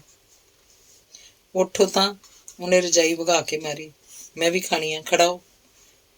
ਮੈਂ ਕਿਹਾ, ਰੋਟੀ ਫੇਰ ਖਾਧੀ ਜਾਏਗੀ। ਪਹਿਲਾਂ ਜੋ ਤੋਹਮਤ ਉਹਨੇ ਮੇਰੇ ਉੱਤੇ ਲਾਈ ਹੈ ਉਹਦੇ ਵਾਸਤੇ ਆਪਣੀ ਗਲਤੀ ਮੰਨੇ। ਕੋਈ ਫੈਸਲਾ ਹੋਣ ਪਿੱਛੇ ਹੀ ਕੁਝ ਕੀਤਾ ਜਾਏਗਾ। ਉਹ ਰਜਾਈ ਲੱਤਾਂ ਉੱਪਰ ਕਰਕੇ ਬੈਠ ਗਿਆ। ਸੁਣ ਫੇਰ, ਉਹ ਬੋਲਿਆ, ਤੇਰੀ ਮਜਬੂਰੀ ਮੈਂ ਦਿਲੋਂ ਸਮਝਦਾ ਵਾਂ। ਪਿੰਡ ਦੀ ਧੀ ਹੋਣ ਕਰਕੇ ਤੇਰਾ ਉਹਦੇ ਨਾਲ ਵਿਆਹ ਨਹੀਂ ਹੋ ਸਕਦਾ। ਤੂੰ ਸੋਚਿਆ ਕਿਧਰੇ ਹੋਰ ਨਾਲੋਂ ਆਪਣੇ ਦੋਸਤ ਦੇ ਘਰ ਹੀ ਠੀਕ ਹੈ। ਦਿਸਦੀ ਤਾਂ ਰਹੇਗੀ। ਇਹਨਾਂ ਮਾਮਲਿਆਂ 'ਚ ਇੰਨੀ ਕੁ ਹੇਰਾਫੇਰੀ ਮੁਆਫੀ ਦੇ ਕਾਬਲ ਹੁੰਦੀ ਏ। ਉਦੋਂ ਤੱਤੇ ਤਾਂ ਮੇਰੇ ਤੋਂ ਕੁਝ ਅੰਟ ਸੰਟ ਕਹਿ ਹੋ ਗਿਆ। ਉਹਦੇ ਵਾਸਤੇ ਹੱਥ ਬੰਨ੍ਹ ਕੇ ਗਲ 'ਚ ਪੱਲਾ ਪਾ ਕੇ ਮਾਫੀ ਮੰਗਣ ਲਈ ਤਿਆਰ। ਤੂੰ ਹਾਲੇ ਵੀ? ਉਹਨੇ ਮੈਨੂੰ ਗੱਲ ਪੂਰੀ ਨਹੀਂ ਕਰਨ ਦਿੱਤੀ। ਇਸ ਗੱਲ ਦਾ ਇੱਥੇ ਭੋਗ ਪਾ ਦੇਈਏ ਬਸ। ਕਿਸੇ ਸਫਾਈ ਦੀ ਲੋੜ ਨਹੀਂ। ਤੀਵੀਂ ਪਿੱਛੇ ਭਰਾਵਾਂ ਦੇ ਦਿਲ ਭੈੜੇ ਨਹੀਂ ਪੈਣੇ ਚਾਹੀਦੇ। ਹੋਰ ਜੋ ਹੁਕਮ ਕਰੇ ਹਾਜ਼ਰ ਆ। ਉਹਨੂੰ ਲਿਆ ਕੇ ਮੇਰੇ ਘਰ ਰੱਖ ਲੈ। ਤੇਰਾ ਆਪਣਾ ਘਰ ਹੈ। ਅੰਮਾਂ ਦੇ ਚਰਨਾਂ 'ਚ ਬੈਠ ਜਾ। ਜੱਦਨ ਤੋੜੀ ਇਜਾਜ਼ਤ ਨਾ ਦੇਵੇ ਉੱਠਾਂਗਾ ਨਹੀਂ।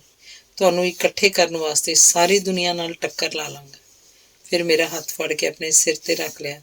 ਪਰ ਤੈਨੂੰ ਕਸਮ ਜੇ ਆਪਣੇ ਵੀਰ ਦੀ ਮੁੜ ਇਸ ਰਫੜ ਦੀ ਗੱਲ ਛੇੜੇ ਤਾਂ ਬਸ।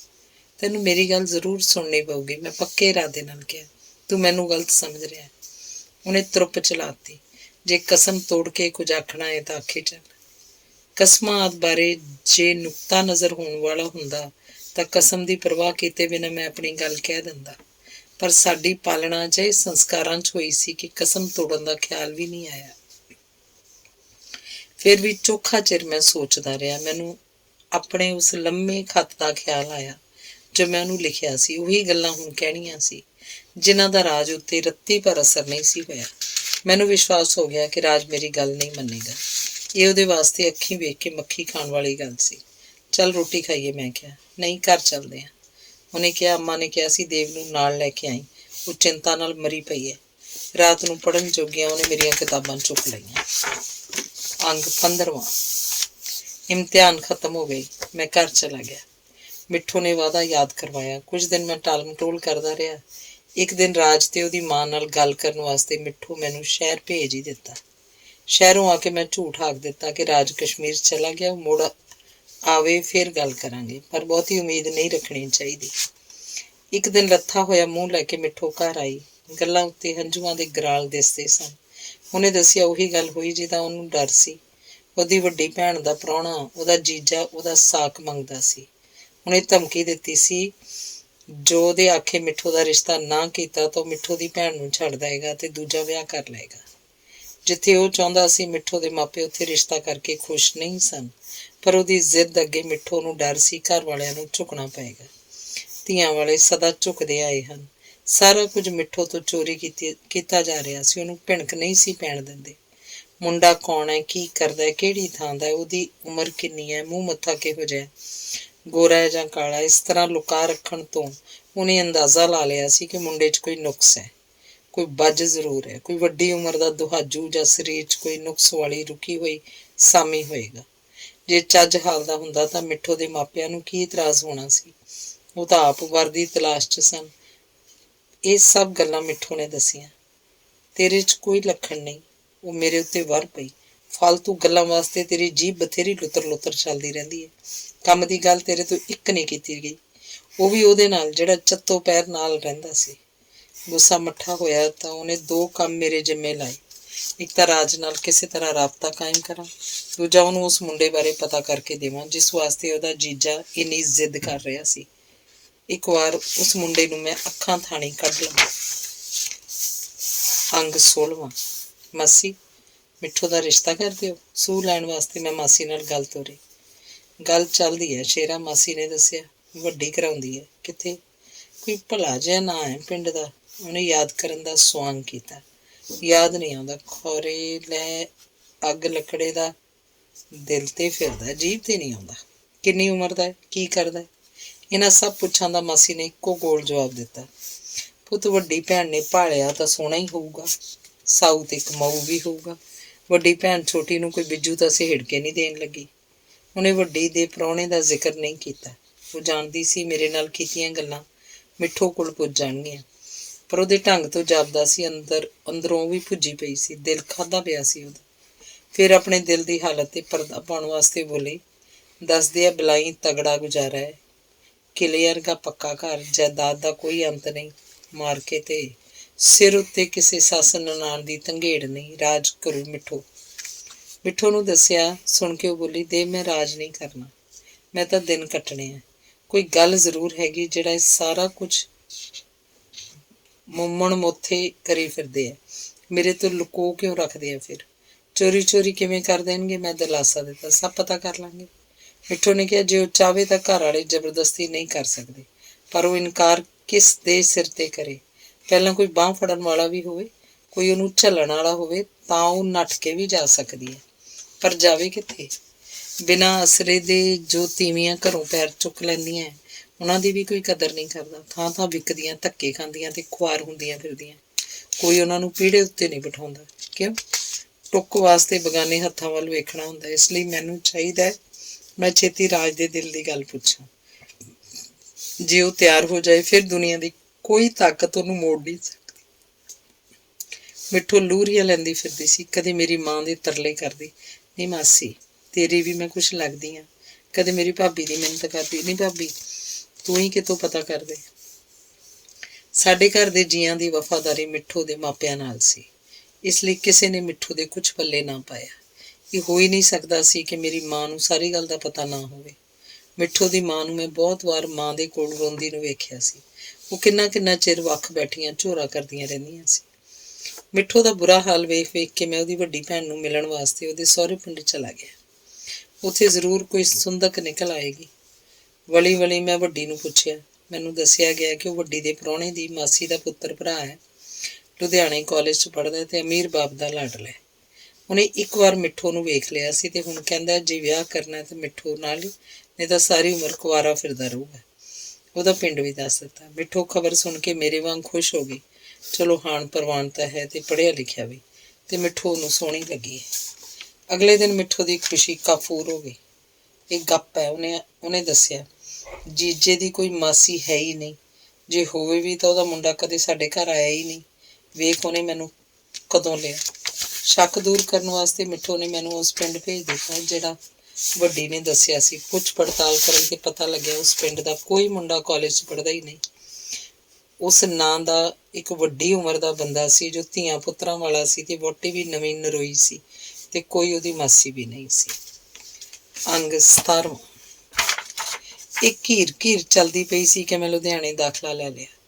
2 ਕੁ ਹਫ਼ਤਿਆਂ ਬਾਅਦ ਮਿੱਠੂ ਦੀ ਇੱਕ ਲੰਮੀ ਚਿੱਠੀ ਮਿਲੀ ਜੋ ਲੰਮੀ ਲਿਖਣ ਕਲਾ ਦੀ ਮੁਹਾਰਤ ਕਰਕੇ ਨਹੀਂ ਸੀ, ਸਗੋਂ ਜਜ਼ਬੇ ਦੇ ਜ਼ੋਰ ਨਾਲ ਲਿਖੀ ਹੋਣ ਕਰਕੇ ਸੀ। ਇੱਕ ਫਿਕਰਾ ਉਹਦੇ ਵਿੱਚ ਬਾਰ-ਬਾਰ ਦੁਹਰਾਇਆ ਗਿਆ ਸੀ, ਮੇਰਾ ਮਰੀ ਦਾ ਮੂੰਹ ਵੇਖੇ, ਜੇ ਚਿੱਠੀ ਵੇਖਦਿਆਂ ਸਾਰ ਨਾ ਆਵੇਂ ਤਾਂ ਇਹਨੂੰ ਤਾਰ ਸਮਝੀ। ਇਸ ਤੋਂ ਇਲਾਵਾ ਮੈਨੂੰ ਆਪਣੇ ਆਪ ਨੂੰ ਤੇ ਮਾਪਿਆਂ ਨੂੰ ਕੋਸਿਆ ਹੋਇਆ ਸੀ। ਚਿੱਠੀ ਤੋਂ ਪ੍ਰਗਟ ਹੁੰਦਾ ਸੀ ਇਹਨਾਂ ਦਿਨਾਂ 'ਚ ਬਹੁਤ ਸੋਚਦੀ ਰਹੀ ਸੀ ਤੇ ਜ਼ਿੰਦਗੀ ਬਾਰੇ ਕੁਝ ਤੱਤ ਉਹਨੇ ਕੱਢੇ ਸਨ ਜਿਨ੍ਹਾਂ ਬਾਰੇ ਉਹਨੇ ਲਿਖਿਆ ਸੀ। ਕੁਝ ਗੱਲਾਂ ਸੋਚਦੀਆਂ ਪਰ ਲਿਖੀਆਂ ਨਹੀਂ ਜਾਂਦੀਆਂ।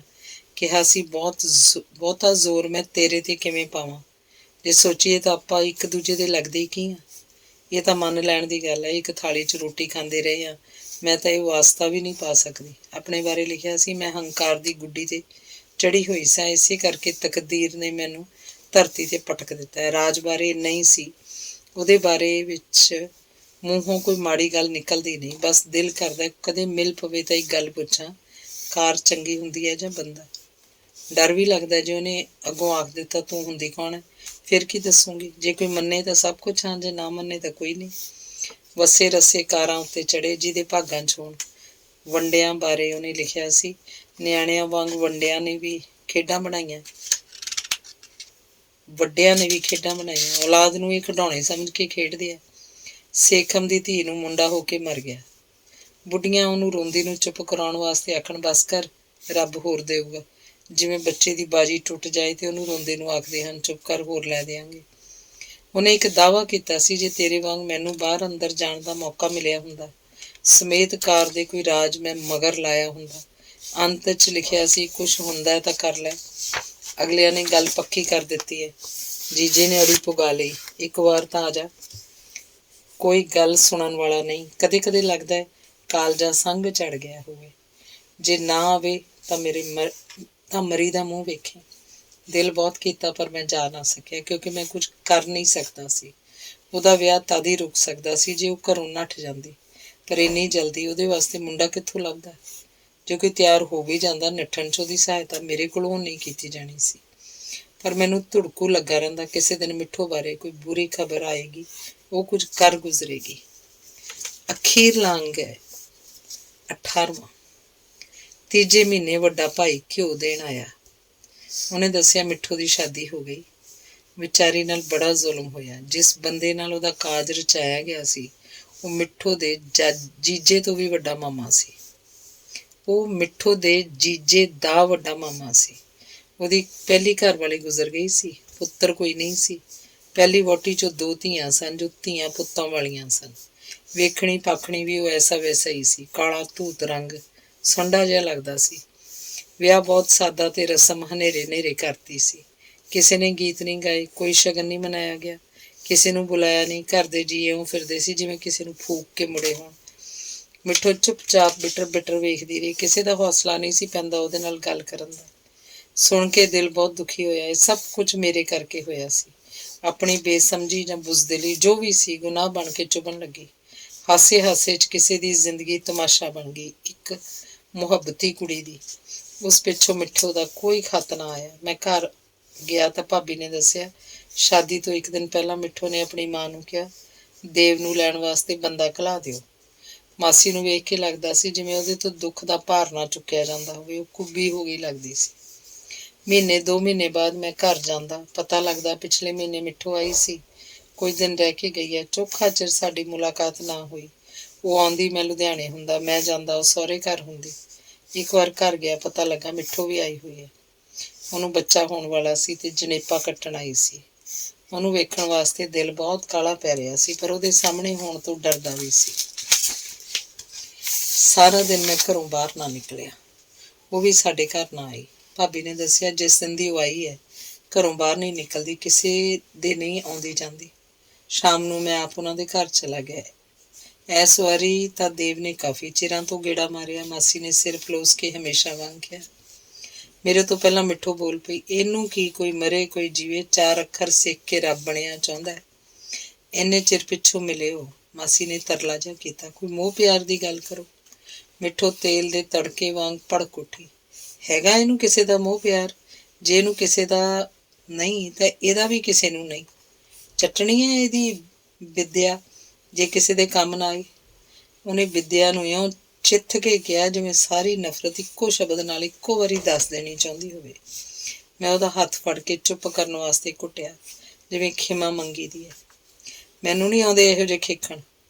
ਉਹਨੇ ਉਸੇ ਤਲਖੀ ਨਾਲ ਕਿਹਾ, ਛੱਡ ਦੇ ਮੇਰਾ ਹੱਥ। ਜਦੋਂ ਵੇਲਾ ਸੀ ਉਦੋਂ ਕਿਸੇ ਨੇ ਫੜਿਆ ਨਾ, ਹੁਣ ਆ ਗਿਆ ਪੋਚੇ ਮਾਰਨ ਵਾਸਤੇ। ਮੈਂ ਉਹਦੇ ਦੋਵੇਂ ਹੱਥ ਫੜ ਲਏ। ਲੱਗਦਾ ਸੀ ਉਹ ਰੋ ਪਏਗੀ, ਪਰ ਇਹ ਮੇਰਾ ਭਰਮ ਹੀ ਰਿਹਾ। ਉਹ ਨਹੀਂ ਰੋਈ। ਮਾਸੀ ਸਾਨੂੰ ਝਗੜਦਿਆਂ ਨੂੰ ਵੇਖ ਕੇ ਖਿਸਕ ਗਈ। ਉਹਦੀ ਹਰ ਹਰਕਤ ਤੋਂ ਲੱਗਦਾ ਸੀ ਉਹ ਮਿੱਠੂ ਤੋਂ ਬਹੁਤ ਝੇਪ ਰਹੀ ਸੀ, ਡਰਦੀ ਵੀ ਸੀ। ਮਿੱਠੂ ਛੇਤੀ ਸੋਮਨ ਹੋ ਗਈ। ਮੇਰਾ ਹਾਲ ਹਵਾਲ ਤੇ ਮੇਰੀ ਵਿਦਿਆ ਬਾਰੇ ਪੁੱਛਣ ਲੱਗੀ। ਹੁਣ ਉਹਨੂੰ ਧਿਆਨ ਨਾਲ ਵੇਖਣ ਦਾ ਮੌਕਾ ਮਿਲਿਆ।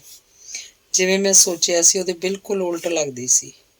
ਮੈਂ ਸੋਚਿਆ ਦੁੱਖ ਨਾਲ ਕੁੜਦੀ ਉਹ ਸੁੱਕ ਕੇ ਤੀਲਾ ਹੋ ਜਾਏਗੀ, ਅੱਖਾਂ ਅੰਦਰ ਧੱਸ ਗਈਆਂ ਹੋਣਗੀਆਂ ਤੇ ਗੱਲ ਕਰਦੀ ਦਾ ਸਾਹ ਫੁੱਲ ਜਾਂਦਾ ਹੋਏਗਾ, ਪਰ ਨਹੀਂ। ਉਹਦਾ ਸਰੀਰ ਸੁੰਦਰ ਗੁਲਾਈਆਂ 'ਚ ਘੁਲਿਆ ਹੋਇਆ ਸੀ। ਪਹਿਲਾ ਬੱਚਾ ਹੋਣ ਵੇਲੇ ਜਿਵੇਂ ਮੁਟਿਆਰਾਂ ਨੂੰ ਇੱਕ ਨਸ਼ਾ ਜਿਹਾ ਖੁਮਾਰੀ ਜੀ ਚੜੀ ਰਹਿੰਦੀ ਹੈ, ਉਹਦੇ ਅੰਗ ਅੰਗ 'ਚੋਂ ਝਲਕਦੀ ਸੀ। ਅੱਖਾਂ ਚਮਕ ਰਹੀਆਂ ਸਨ। ਬਹੁਤ ਸੋਹਣਾ ਸੂਟ ਉਹਨੇ ਪਾ ਰੱਖਿਆ ਸੀ। ਵਾਲ ਸੋਹਣੇ ਜੂੜੇ 'ਚ ਬੱਧੇ ਹੋਏ ਸਨ। ਹੱਥਾਂ ਤੇ ਪੈਰਾਂ ਦੇ ਨਹੁੰ ਲਾਲ ਰੰਗੇ ਹੋਏ ਸਨ ਤੇ ਪੂਰੇ ਗਹਿਣੇ ਪਾ ਰੱਖੇ ਸਨ। ਉਹ ਕੋਈ ਮੇਲਣ ਲੱਗਦੀ ਸੀ। ਆਪਣੇ ਵਿਆਹ ਦੀ ਉਹਨੇ ਕੋਈ ਗੱਲ ਨਾ ਕੀਤੀ, ਰਾਜ ਦਾ ਕੋਈ ਜ਼ਿਕਰ ਨਹੀਂ ਕੀਤਾ, ਆਪਣੇ ਖਾਵਨ ਦੀ ਸ਼ਕਲ ਸੂਰਤ ਦਾ ਮਜ਼ਾਕ ਨਹੀਂ ਉਡਾਇਆ। ਜਿਵੇਂ ਉਹ ਬਹੁਤ ਸੰਤੁਸ਼ਟ ਹੋ ਗਈ। ਉਹ ਮੇਰੇ ਬਾਰੇ ਹੀ ਪੁੱਛਦੀ ਰਹੀ, ਕਿੰਨੇ ਸਾਲ ਹੋਰ ਮੇਰੀ ਪੜ੍ਹਾਈ ਰਹਿੰਦੀ ਹੈ, ਫਿਰ ਕਿਹੜੀ ਨੌਕਰੀ ਮੈਂ ਕਰਾਂਗਾ। ਵਿਆਹ ਤਾਂ ਹਾਲੇ ਨਹੀਂ ਕਰਨ ਦਾ ਵਿਚਾਰ। ਮੁੰਡਾ ਹੋਵੇ ਕੁੜੀ ਹੋਵੇ, ਸ਼ਹਿਰ ਜਾ ਪੜ੍ਹਾਉਂਗੀ ਮੈਂ ਤਾਂ। ਉਹਨੇ ਇੱਕਦਮ ਗੱਲ ਬਦਲਤੀ, ਜਿਵੇਂ ਕੁਝ ਯਾਦ ਆ ਗਿਆ ਹੋਵੇ। ਮੈਂ ਚੁੱਪ ਰਿਹਾ। ਉਹ ਫਿਰ ਬੋਲੀ, ਤੇਰੇ ਕੋਲ ਛੱਡੂੰਗੀ, ਖਰਚੇ ਤੋਂ ਨਾ ਡਰੀ। ਉਹ ਤਾਂ ਮੈਂ ਹੀ ਕਰੂੰਗੀ, ਤੇਰੀ ਬਸ ਨਿਗਰਾਨੀ 'ਚ ਰਹੂ। ਉਹਦੀ ਇਸ ਗੱਲ ਨੇ ਪਤਾ ਨਹੀਂ ਕਿਉਂ ਮੇਰੇ ਮਨ ਤੋਂ ਕੋਈ ਬੋਝ ਲਾਤਾ। ਬੜੀ ਚੰਦਰੀ ਥਾਂ ਹੈ, ਕੋਈ ਸਕੂਲ ਹੀ ਨਹੀਂ। ਉਹਨੇ ਸ਼ਿਕਾਇਤ ਕੀਤੀ, ਦੋਵਾਂ ਹੱਥਾਂ 'ਚ ਮੇਰਾ ਹੱਥ ਲੈ ਕੇ ਬੋਲੀ, ਦੇਵ ਪੜ੍ਹਾਏਂਗਾ ਨਾ ਆਪਣੇ ਕੋਲ ਰੱਖ ਕੇ? ਜ਼ਰੂਰ, ਬਿਲਕੁਲ, ਮੈਂ ਕਿਹਾ। ਉਹ ਖੁਸ਼ ਹੋ ਗਈ। ਸੋਚ ਰਿਹਾ ਸਾਂ ਅਜਿਹੀਆਂ ਵਿਉਂਤਾਂ ਕੋਈ ਸੁਖੀ ਬੰਦਾ ਹੀ ਬਣਾ ਸਕਦਾ ਹੈ। ਮਿੱਠੂ ਦੀ ਖੁਸ਼ੀ ਦਾ ਕੀ ਕਾਰਨ ਹੋਵੇ? ਇਹਨੇ ਸਭ ਕੁਝ ਨਾਲ ਚੁੱਪਚਾਪ ਸਮਝੌਤਾ ਜਿਹਾ ਕਿਵੇਂ ਕਰ ਲਿਆ? ਇਹ ਉਹ ਮਿੱਠੂ ਤਾਂ ਨਹੀਂ ਲੱਗਦੀ। ਕੁਝ ਮਹੀਨੇ ਪਹਿਲਾਂ ਜਿਹਦੇ ਸੁਪਨੇ ਚੂਰ ਚੂਰ ਹੋ ਚੁੱਕੇ ਸੀ। ਇਹ ਨਵੀਂ ਜ਼ਿੰਦਗੀ ਕਿੱਥੋਂ ਆਈ? ਮੈਨੂੰ ਕੁਝ ਸਮਝ ਨਹੀਂ ਆ ਰਹੀ ਸੀ। ਮੇਰੇ ਕੋਲ ਬੈਠੀ ਨੂੰ ਪਤਾ ਲੱਗ ਗਿਆ ਕਿ ਮਾਸੀ ਨੇ ਰੋਟੀ ਤਿਆਰ ਕਰ ਲਈ ਸੀ। ਮਾਂ, ਦੇਵ ਵਾਸਤੇ ਰੋਟੀ ਪਾ ਲਿਆ, ਉਹਨੇ ਆਵਾਜ਼ ਦਿੱਤੀ। ਨਹੀਂ, ਮੈਂ ਕਿਹਾ। ਚੁੱਪ ਕਰ ਓਏ। ਉਹਨੇ ਹਲਕੀ ਜਿਹੀ ਚੱਪਤ ਮੇਰੀ ਗੱਲ 'ਤੇ ਮਾਰੀ। ਉਹੀ ਘਰ ਹੈ ਜਿੱਥੇ ਖੋ ਕੇ ਖਾ ਲਿਆ ਕਰਦਾ ਸੀ। ਉਹੀ ਚੰਚਲ ਮਿੱਠੇ ਬੋਲ ਰਹੀ ਸੀ। ਮਾਸੀ 2 ਥਾਲ ਲੈ ਆਈ। ਉਹਨੇ ਸੋਚਿਆ ਹੋਏਗਾ ਹੁਣ ਸ਼ਾਇਦ ਮੈਂ ਮਿੱਠੂ ਦਾ ਜੂਠਾ ਨਹੀਂ ਖਾਂਗਾ। ਹੁਣ ਉਹ ਕੁਆਰੀ ਕੰਜਕ ਨਹੀਂ ਰਹੀ ਸੀ। ਮੈਂ ਨਹੀਂ ਹਾਲੇ ਖਾਂਦੀ। ਮਿੱਠੂ ਨੇ ਇੱਕ ਥਾਲ ਮੋੜ ਦਿੱਤਾ। ਅਸੀਂ ਇੱਕੋ ਮੰਜੇ ਉੱਤੇ ਬੈਠੇ ਸੀ। ਮਾਸੀ ਨੇ ਥਾਲ ਸਾਡੇ ਵਿਚਕਾਰ ਰੱਖ ਦਿੱਤਾ। ਮਿੱਠੂ ਬਾਰ-ਬਾਰ ਥਾਲ ਵੱਲ ਵੇਖ ਰਹੀ ਸੀ। ਚੱਲ ਸ਼ੁਰੂ ਕਰ, ਉਹਨੇ ਹੁਕਮ ਦਿੱਤਾ।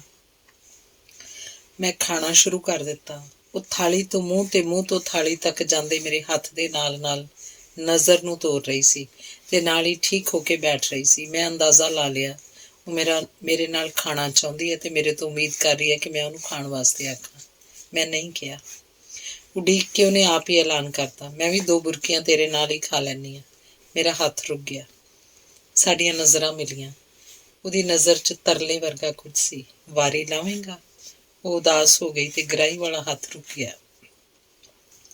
ਮੈਂ ਚੁੱਪਚਾਪ ਉਹਦੀਆਂ ਅੱਖਾਂ 'ਚ ਵੇਖਦਾ ਰਿਹਾ।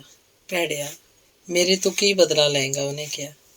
ਮੈਂ ਚੁੱਪਚਾਪ ਵੇਖਦਾ ਰਿਹਾ। ਚੱਲ ਖਾ, ਤੈਨੂੰ ਇੱਕ ਗੱਲ ਦੱਸੂਗੀ। ਉਹ ਮੁਸਕਰਾ ਪਈ, ਇੱਕ ਉਦਾਸ ਮੁਸਕਰਾਹਟ।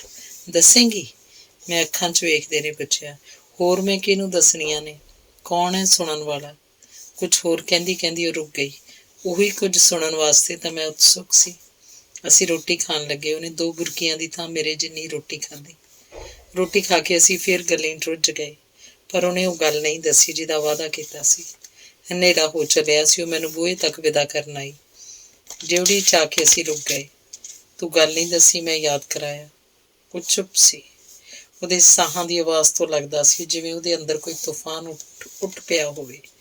ਸਹਾਰਾ ਲੈਣ ਵਾਸਤੇ ਬਾਂਹ ਮੇਰੇ ਮੋਢੇ ਉੱਤੇ ਰੱਖ ਦਿੱਤੀ। ਜਿਸਮ ਉਹਦਾ ਕੰਬ ਰਿਹਾ ਸੀ। ਮੇਰੇ ਮੋਢੇ ਉੱਤੇ ਰੱਖੀ ਆਪਣੀ ਬਾਂਹ ਉੱਤੇ ਉਹਨੇ ਸਿਰ ਟਿਕਾ ਦਿੱਤਾ। ਉਹਦੇ ਸਾਹਾਂ ਦੀ ਸ਼ੂਕਰ ਤੇਜ਼ ਹੋ ਗਈ। ਲੱਗਦਾ ਸੀ ਉਹ ਬੇਸੁਰਤ ਹੋ ਗਈ ਹੈ। ਮਿੱਠੂ, ਮਿੱਠੂ, ਮੈਂ ਹਲੂਣ ਦਿੱਤਾ। ਕੁਝ ਯਾਦ ਆ ਜਾਣ ਵਾਂਗੂ ਇੱਕਦਮ ਸ਼ਾਂਤ ਹੋ ਗਈ, ਬਿਲਕੁਲ ਸਾਵਧਾਨ। ਆਪਣੇ ਅੰਦਰ ਦਾ ਤੂਫਾਨ ਇੱਕ ਫਿਕਰੇ 'ਚ ਸਮੋ ਕੇ ਬੋਲੀ, ਦੇਵ, ਜਵਾਕ ਤਾਂ ਮੈਂ ਗੋਰੇ ਹੀ ਜੰਮੂੰਗੀ।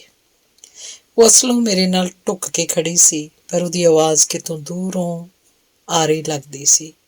ਉਸ ਸੜਕ ਵੱਲੋਂ ਜਿੱਥੇ ਹਨੇਰੀ ਆਉਣ ਤੋਂ ਅਗਲੀ ਸਵੇਰ ਅਸੀਂ ਵੱਟੀਆਂ ਲੱਭਣ ਜਾਇਆ ਕਰਦੇ ਸੀ। ਤੇ ਤੇਰਾ ਬੰਦਾ? ਕਿੰਨੇ ਚਿਰ ਪਿੱਛੋਂ? ਮੈਂ ਪੁੱਛਿਆ। ਉਹਨੂੰ ਆਪਣੀ ਜਾਨ ਨਹੀਂ ਪਿਆਰੀ? ਉਹਨੇ ਬੜੇ ਸਹਿਜ ਨਾਲ ਕਿਹਾ ਤੇ ਮੇਰਾ ਹੱਥ ਫੜ ਕੇ ਫਿਰ ਬੋਲੀ, ਆਈ ਕਦੇ ਮੇਰੇ ਘਰ ਕੁਝ ਵਿਖਾਊਂਗੀ। ਮੇਰੇ ਤੋਂ ਕੁਝ ਵੀ ਨਾ ਕਿਹਾ ਗਿਆ। ਧੰਨਵਾਦ।